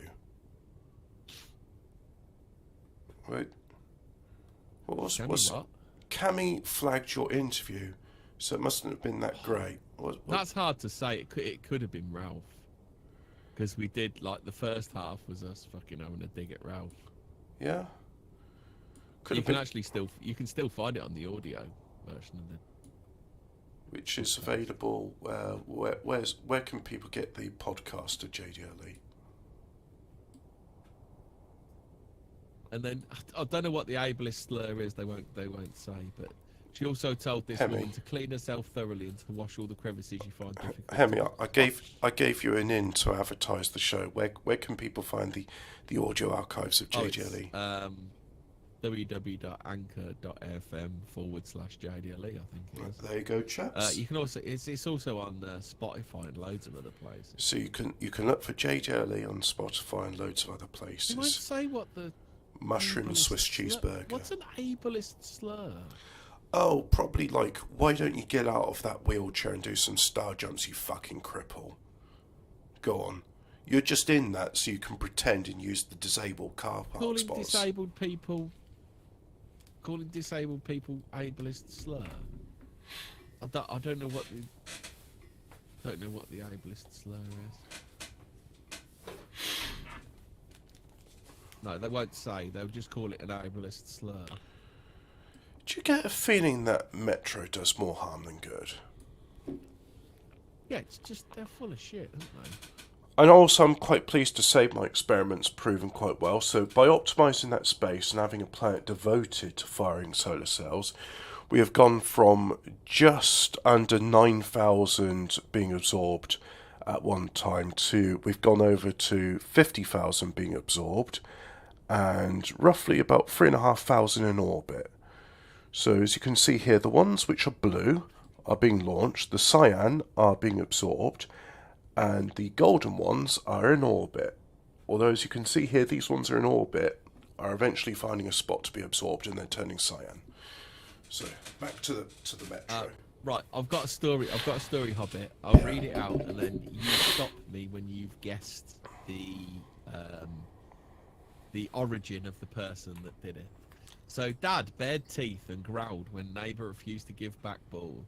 The judge said the court row had been an unhappy case about a neighbour's dispute that got out of hand. A dad has been sued after he harassed a couple who refused to give his son's ball back when it went to their garden. Any guess yet, Hobbit? Welsh. Chaim Adler spent a lot of time at his parents' house in North London where his son would play football. But it caused some conflict with a couple living next door, lawyer Warren Bergson and his psychologist wife, Lauren, Dr. no. Edel McAndrew Burke. This sounds like an inter-Israeli conflict. I have studied Tim Paul's podcast extensively, and I know that these are names of individuals who are not of any group, and you can't say one of them's bad because they're all bad. So it's just a bunch of individuals.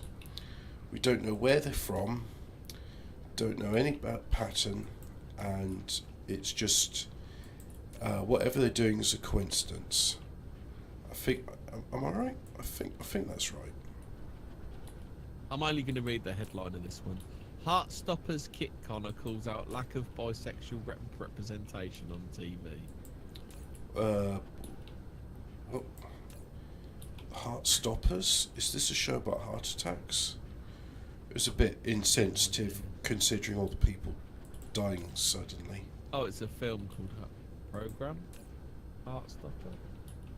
Don't know. You know, don't you just find yourself watching like a film or something? You go, if only this had some more people who can't decide whether they fancy men or women. You know, Well, I mean, film would be so much better. typically those films involve a gangbang where a woman is being, or two women are playing with a man, or it's like two men and they're sandwiching a woman and they're gay kissing one another, but because there's a woman's sandwich, it's not so gay, and that's a bisexual film. I tend to only want to watch those films if I'm in a certain mood. Which, you know, I could imagine somebody be like, "Oh, Hobbit, you say you're Catholic, but you've just admitted to watching pornography." Oh, I've just written J Dale, JDLE. You know what? We should have a podcast called J Dale. Just we could have a soap. We could have a fictional soap Hobbit called J Dale. J Dale. Oh, write the theme tune, sing the theme tune. Yeah. Write a new theme tune that never gets used, even though the composer thinks it's better. Yeah. J Dale would be great. Hello there, Mr. Hobbit. How are you today? Oh, it's all right. I've just been, milking my ethnic minorities. I've been brutally oppressing them, I have. How about this one then? Man buys 300 iPhones from Apple Store, but is robbed on the way to his car. I mean, like, you know, I want to say you got what's coming to you, but at the same time, it's like when doing any sort of business stuff, you should perform due diligence so that your capital's not at risk, right?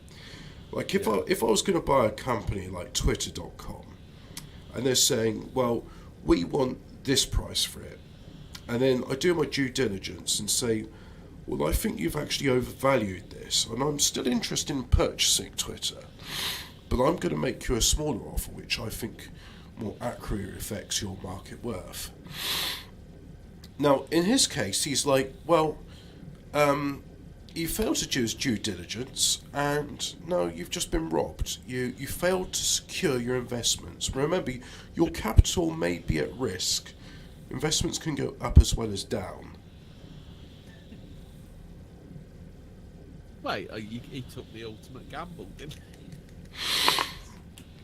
Security? What do I need that for? No, I'll just go in. How big is 300 iPhones?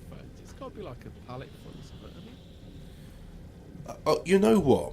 Some spurg in the chat, they'll get like the retail box dimensions. What's the area? What's the area of 300 iPhones? You want volume as it's in the 3 dimensions. So somebody will say, oh, it's this by this centimetres, so 300 boxes will fill that much. But yeah, you're talking about a pallet. I mean, it could probably fit in. Apparently he walked out the shop clutching 3 bags filled with the 300 iPhones, iPhone 13s. I mean, how many Olympic-sized swimming pools is that? Oh, it's all right. Good news. They only got away with 125 iPhones.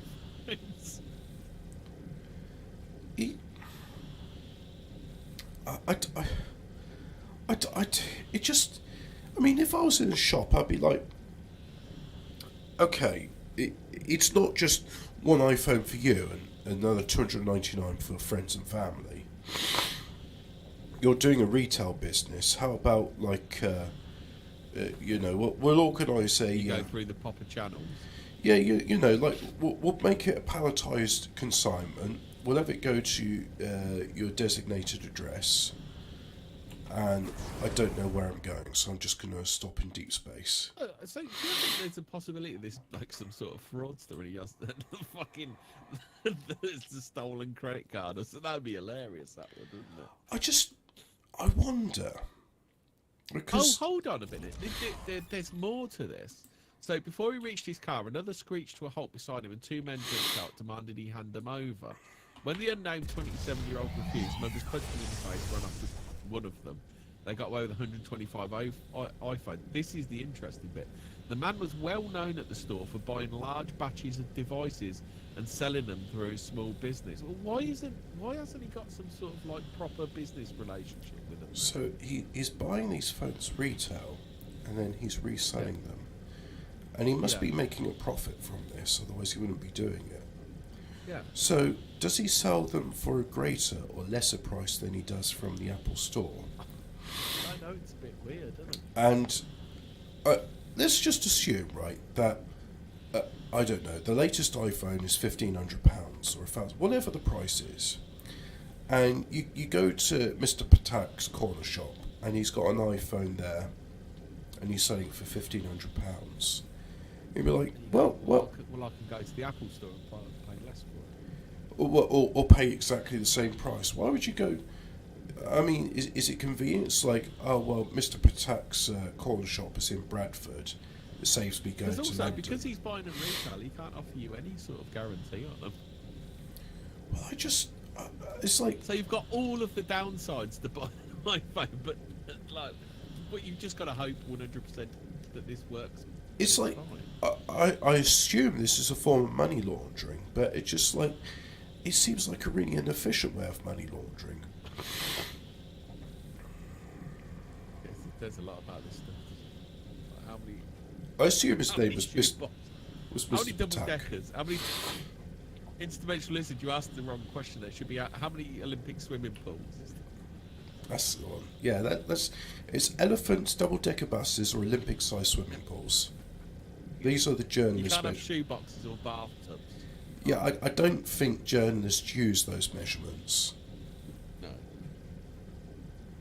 Do you know the man with the famously massive neck is, Hobbit? Oh, the Florida man, the one that was raised by alligators.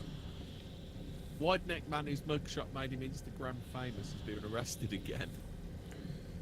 I believe the crime, he was committing war crimes against the Bajorans. Dude, his neck is fucking something else. Is his name Gol Dakat? Yeah, he basically looks like it.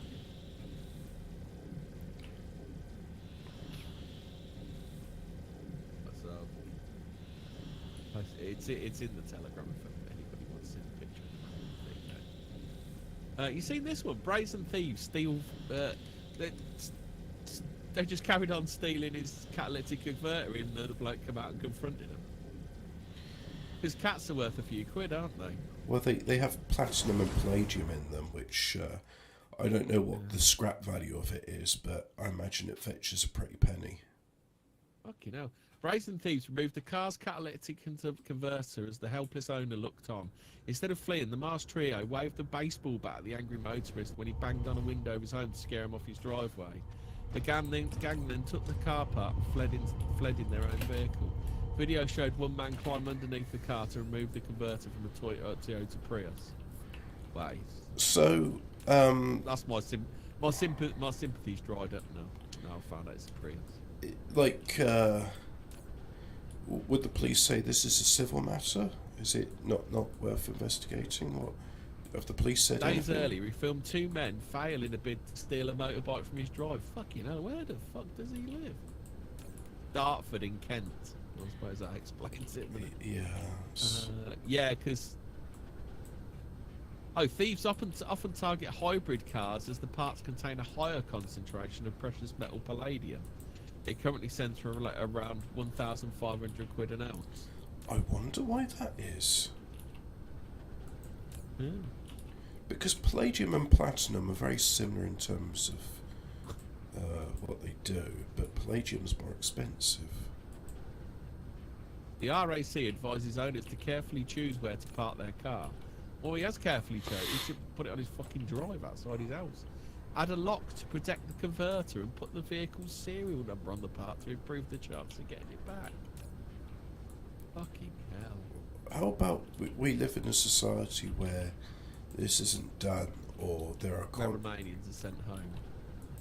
Yeah. How about that? How about we live in a society where one can park their car without fear that parts of it are going to be stolen for scrap?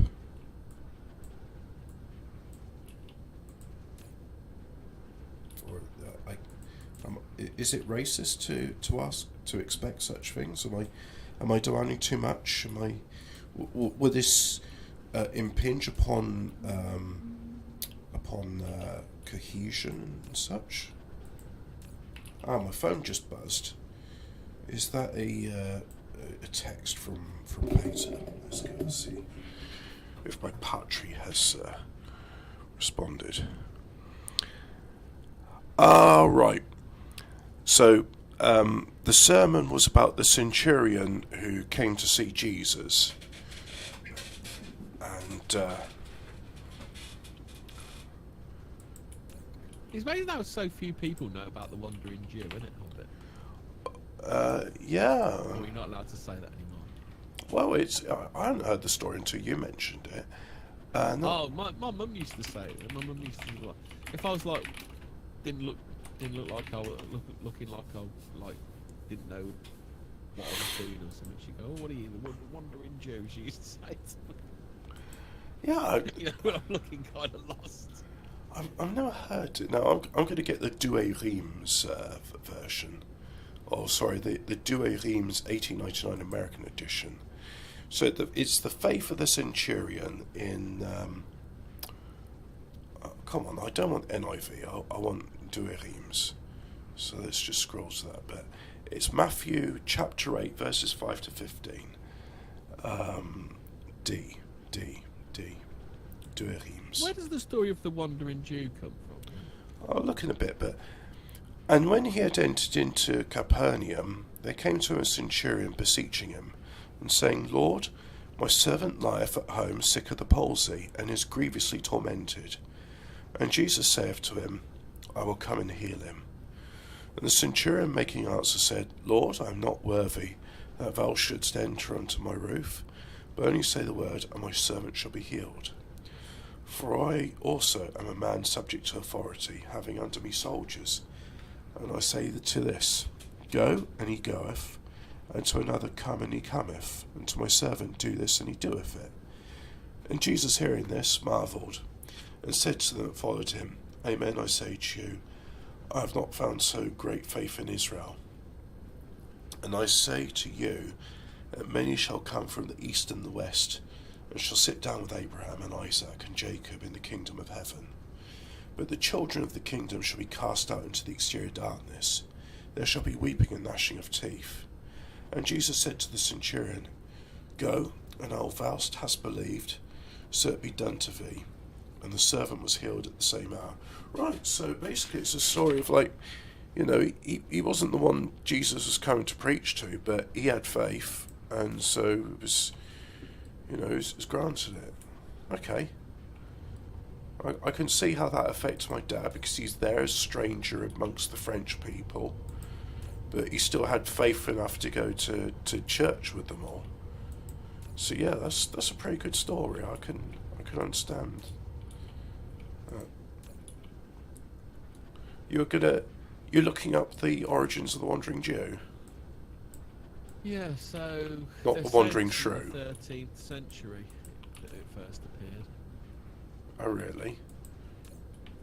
Yeah, I don't remember anything in the Bible about it. Yeah, because he was supposed to have mocked. Where is it? Biblical. Oh, there are some biblical sources. I tell you what, The origins of the legend are uncertain. Perhaps one element is in the story of the Genesis of Cain, who issued with a similar punishment to wander the earth, scavenging and never reaping, although without the related punishment of endlessness. According to Yehoshua Gilboa, many commentators have Gesserit. pointed out to Hosea 9:17 as a statement of the notion of the eternal wandering Jew. According to some sources, the legend stems from Jesus' words given to Matthew in verse 16:28. Truly I tell what you, chapter? some who are standing here. What's that? Does it give chapter and verse? Because you quoted the verses but not the chapters. No, it doesn't say the verse. Oh, okay. No, it just says Matthew 16-28.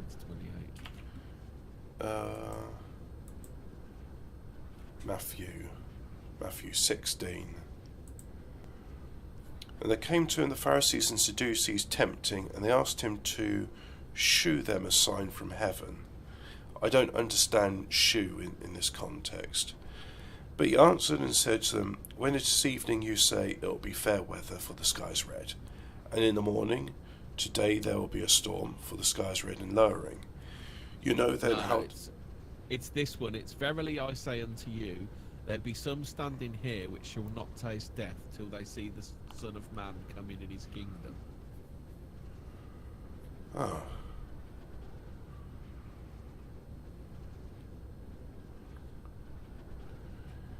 Because this chapter 16 is talking about he's referring back to the feeding the 5,000. So it says in early Christianity, extant manuscripts have shown us that as early as the time of Tertullian, C200.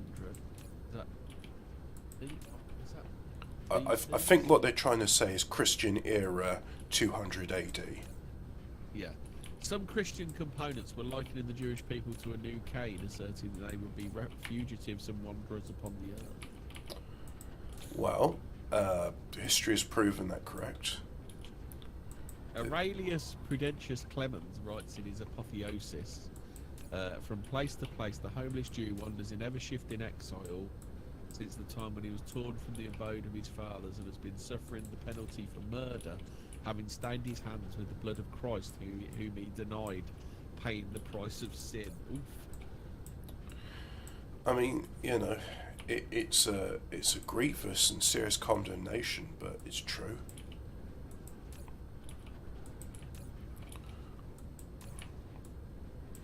So they're saying that some of it might come from some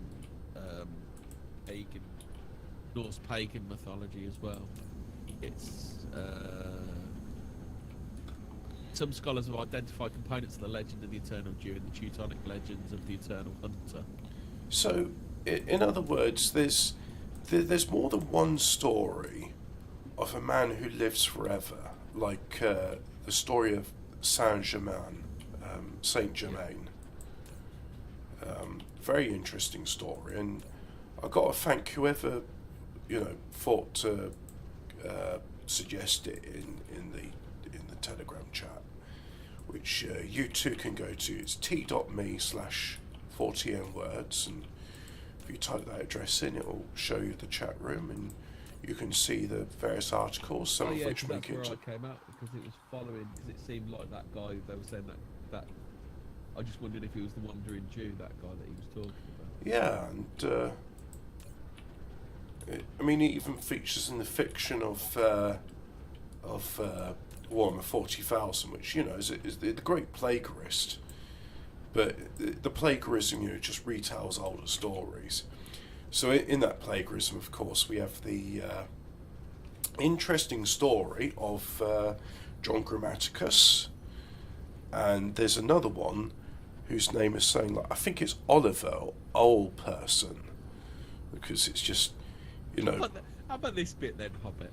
The supposed presence of the wandering Jew has occasionally been used as a pretext for incursions by Gentiles into Jewish quarters during the late Middle Ages, when the legend was accepted as fact.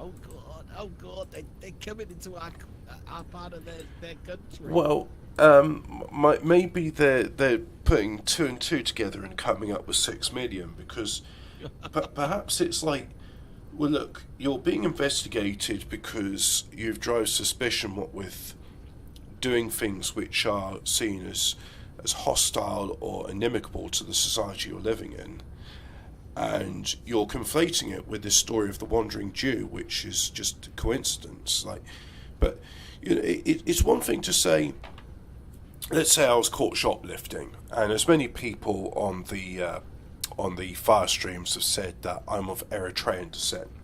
So I get caught shoplifting and I'm being arrested, and I'm saying, this is racism, you're systematically oppressing me. And now some people sympathetic could take my side and say, yes, you are being oppressed for the colour of your skin. And other people could go, no, this isn't about racism. This is about the fact that you stole property which does not belong to you. That is a crime. Well, it's 13,250, isn't it? Well, I mean, that's it. You know, it doesn't come from nowhere, does it? You know, it's like it's all well and good to say, oh, they're using false pretenses to investigate us. Sometimes these pretenses, you know, that's not the reason you're being investigated. I've just found out that new Little Miss character created to encourage people to produce less waste. Little Miss Waste Less. Well, why not just have the Wombles? Because their entire raison d'etre was making use of the things people leave behind. No, 1 minute free. Making use of the things left behind. That's it. Isn't that because they're all banging Madame Chalet? It's another one where there's only one woman, a bit like the Smurfs. Oh, is it like an ant colony where they have one queen and they're all worker drones? I was listening to someone talking about the new Super Mario trailer, and they said, "Why is Peach the queen of the mushroom people? What, does she like to spit them out of her vagina?" Yeah, it's I'd rather not think about such things.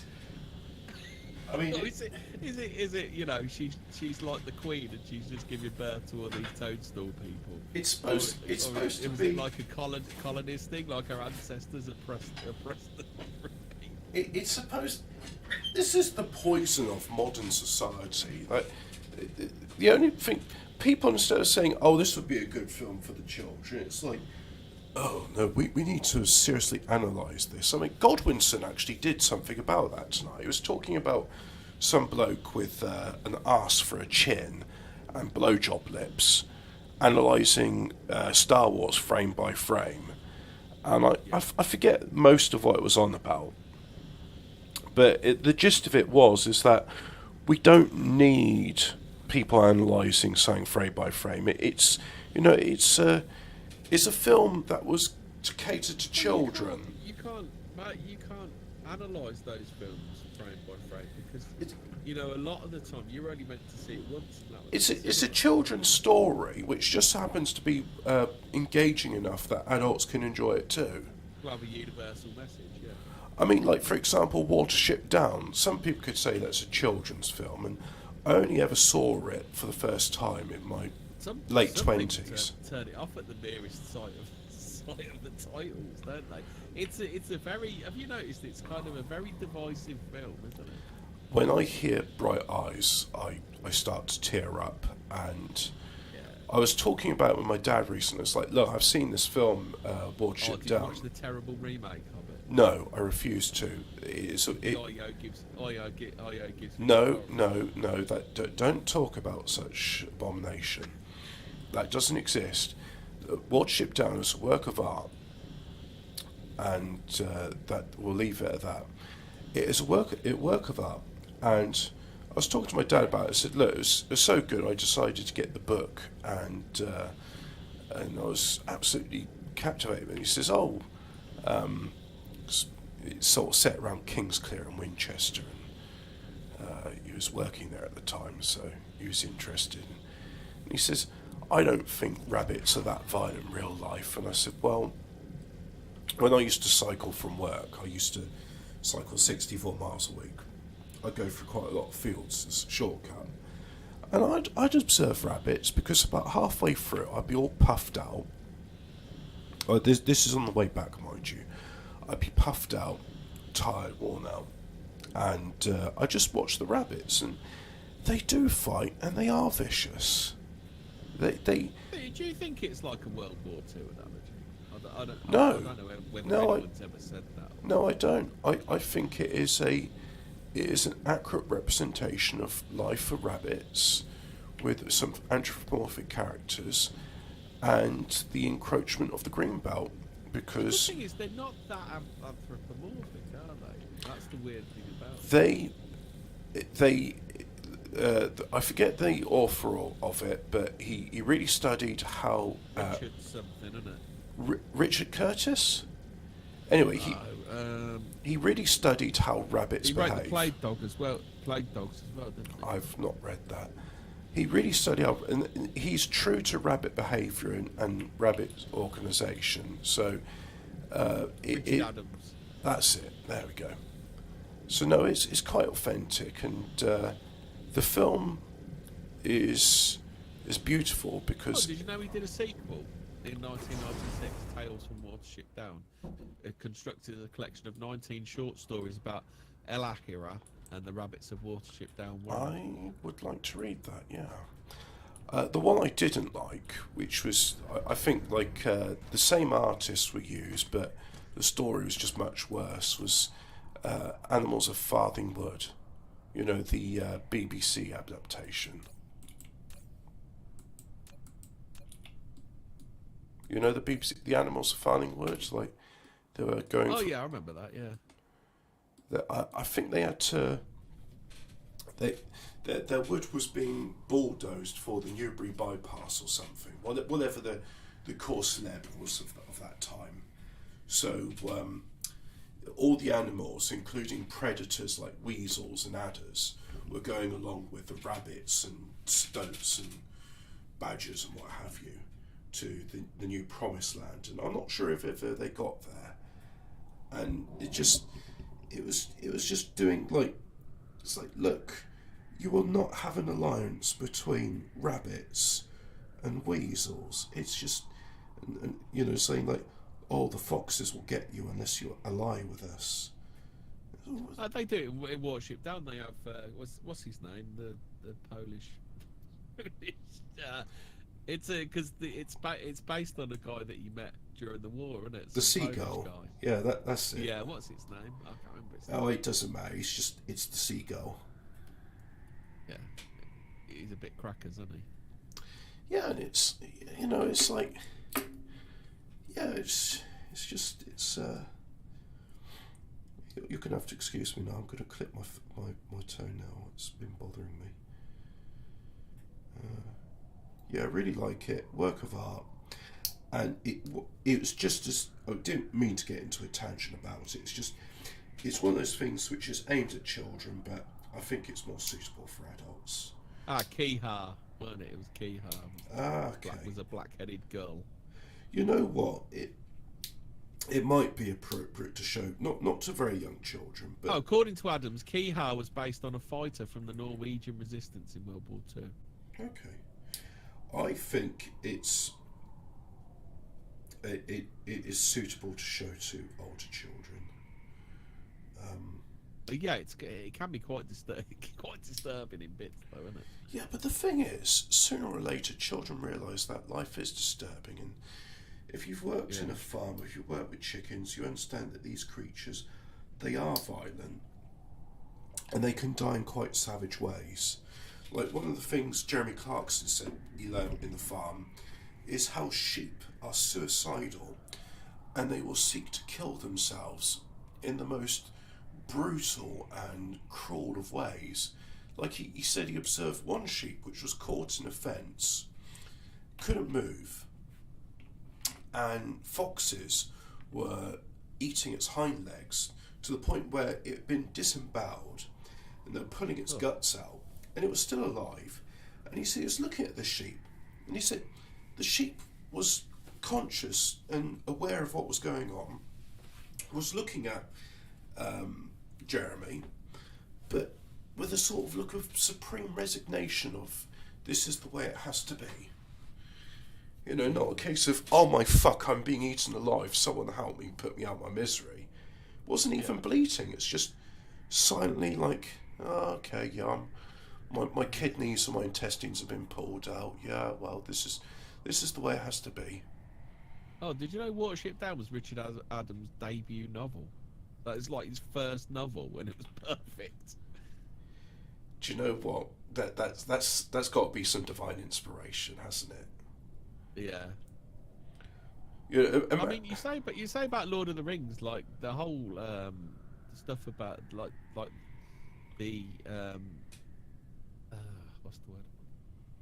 The pagan aspect of the religion of the rabbits and stuff like that. That's kind of like it's kind of like a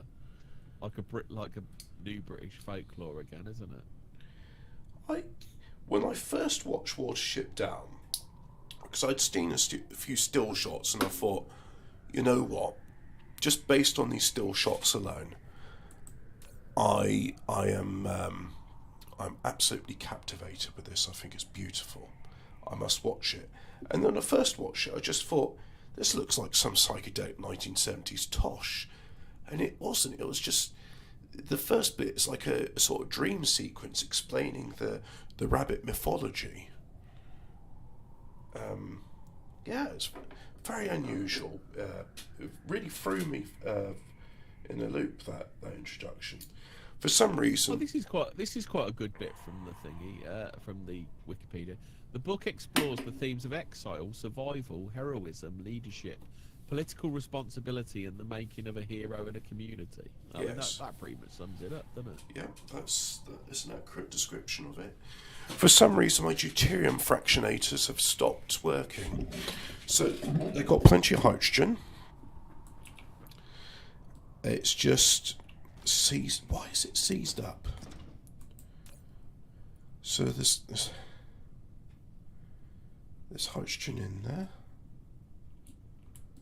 I don't get it. This should be working.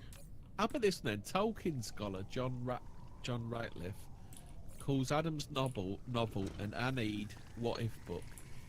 What if the seer, Cassandra, or Fiver, from the book, had been believed and she and her company had fled Troy, the Warren, before its destruction? What if Hazel and his companions, like Odysseus, encounter a seductive home at Cowslip's Warren, the land of the Lotus Eaters? That's very much like the land of the Lotus Eaters. Oh, okay. So in other words, it's a retelling of the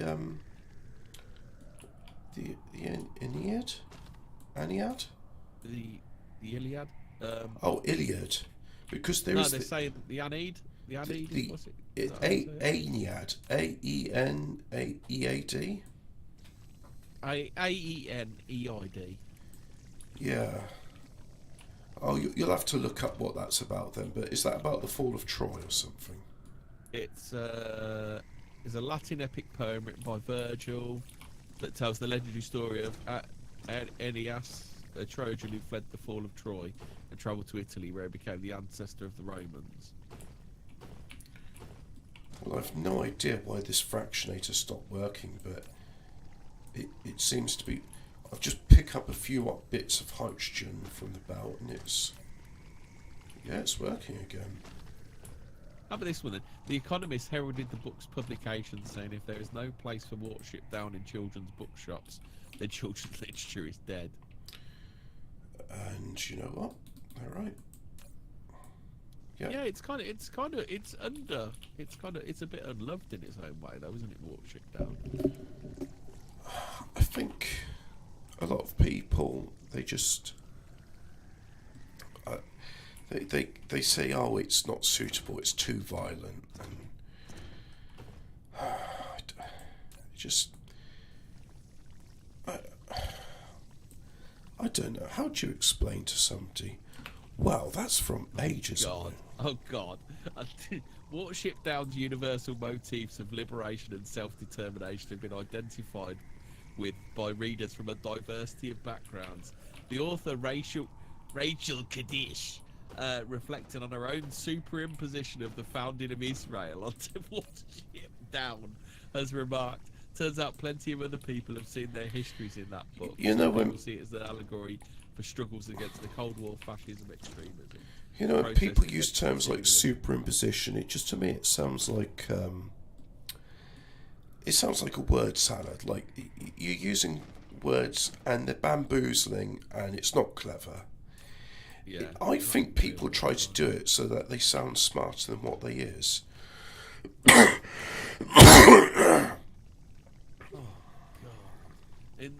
How about this one then? Criticism of gender roles.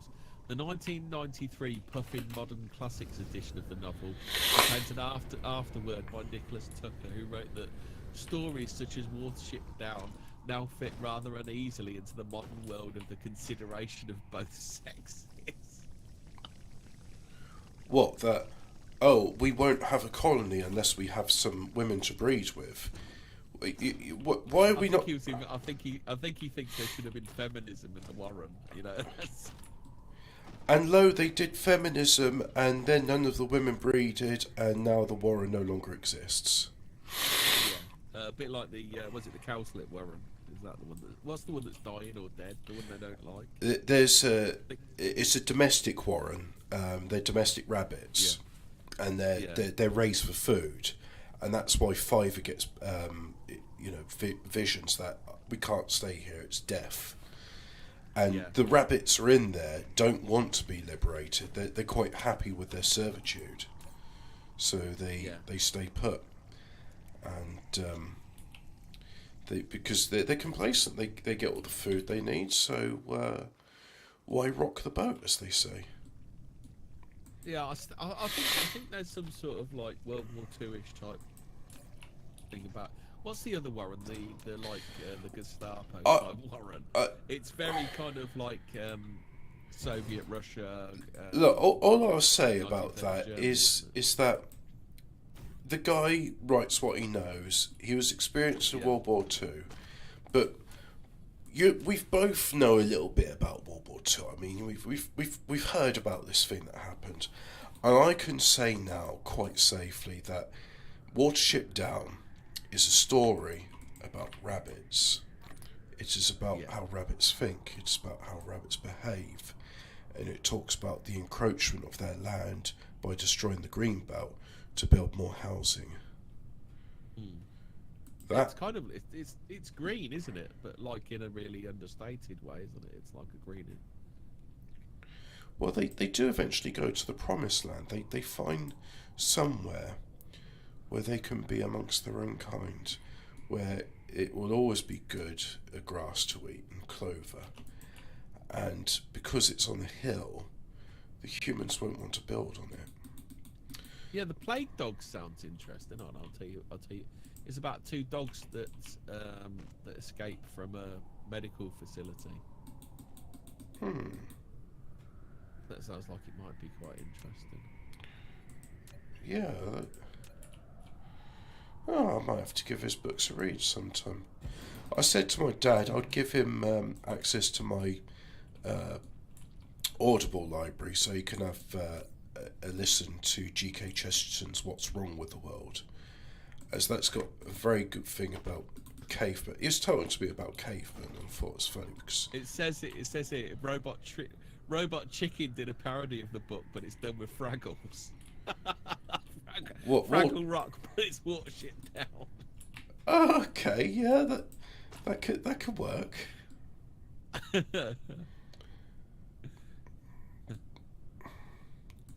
But every time I hear Bright Eyes, I mean, I can hear it in my head right now. It's just, what a song that is. Isn't it? I'm as I'm talking to you, I'm listening to Bright Eyes in my head and tearing up. But yeah, Yeah, so they do. You know the stuff like this. So they did bring up the animals of Farthing Wood, but that's a bit. That's a bit like It's a bit multicultural, isn't it? Well, that's the bit. It's just the BBC are trying to shoehorn in their agenda, and it's just like, look, you're not going to have an alliance between mice, rabbits, and weasels. And it's not going to bloody happen. Like, oh, we're all in this together. Fuck off, you are. No, what would happen in that fighting is the rabbits, the mice, they move away because their environment's at stake. And then the foxes, the weasels, and the stoats would go, oh, look at this. None of them are hiding. They're all running. This is going to be an absolute, feast. The predator numbers would skyrocket as they feast on all the predators, and as they feast on all the prey. And then suddenly all the prey would, go away because you've eaten all your stuff. And then there'd be a massive die-off of the predators. This is quite telling. So the guy that wrote it is Colin Dan. Dan revealed an interview with the Green Action radio program on Q96. Like, oh, God, that tells you all you need to know about the bloke, doesn't it? What, the Fathership Dan? No, Farthing Wood. Farthing Wood. Yeah, so it's not good news then. Well, these things work a lot better when they're not trying to steer you in the direction of what they're thinking. Like Star Trek. Star Trek, you'd get both options. They'd always pick the shit lib option. But it was left to you to decide what you'd have done if you were Captain Kirk. Okay, I'm willing to play devil's advocate on this one, right? So, like, you're going to the effort of writing a book, and I think a worthwhile preface to this, this is your work, right? So you're putting some effort into it. I think a worthwhile preface in the book is to say, ultimately, the Brutus plan is a selfish plan. It involves me living in the Swiss Alps with my beautiful wife and 2 darling children. So, likewise, they're not going to go to the effort of writing a book if they don't think it's going to have an impact on people and say, you should not use plastic bags when shopping at Tesco. Yeah. Yeah, that's a good point. Yeah, Bay Array. Now, I think we're coming towards the end of the stream because I just noticed what the time is. Yeah.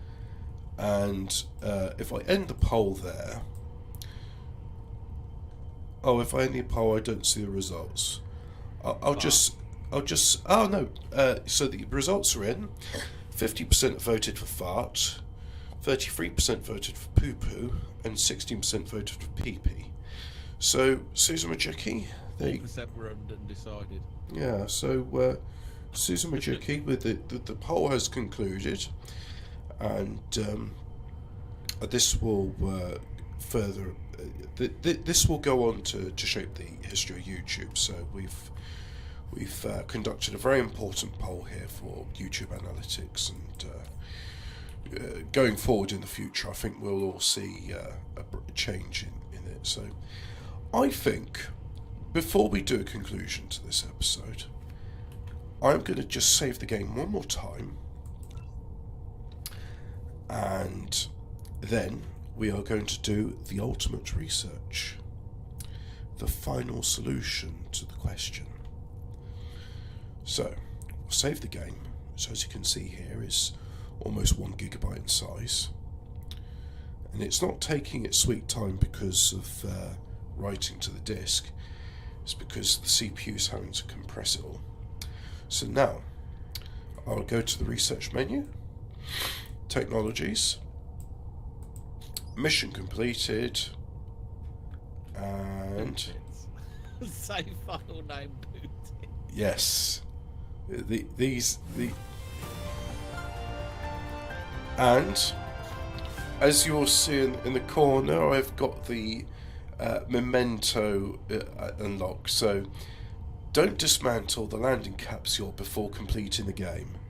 So that is remained on the planet. A little memento just to start things off. And thank you very much for watching my Dyson Sphere Let's Play. I had a lot of fun with it. I've been playing this 61 hours, as it shows. You may now go away.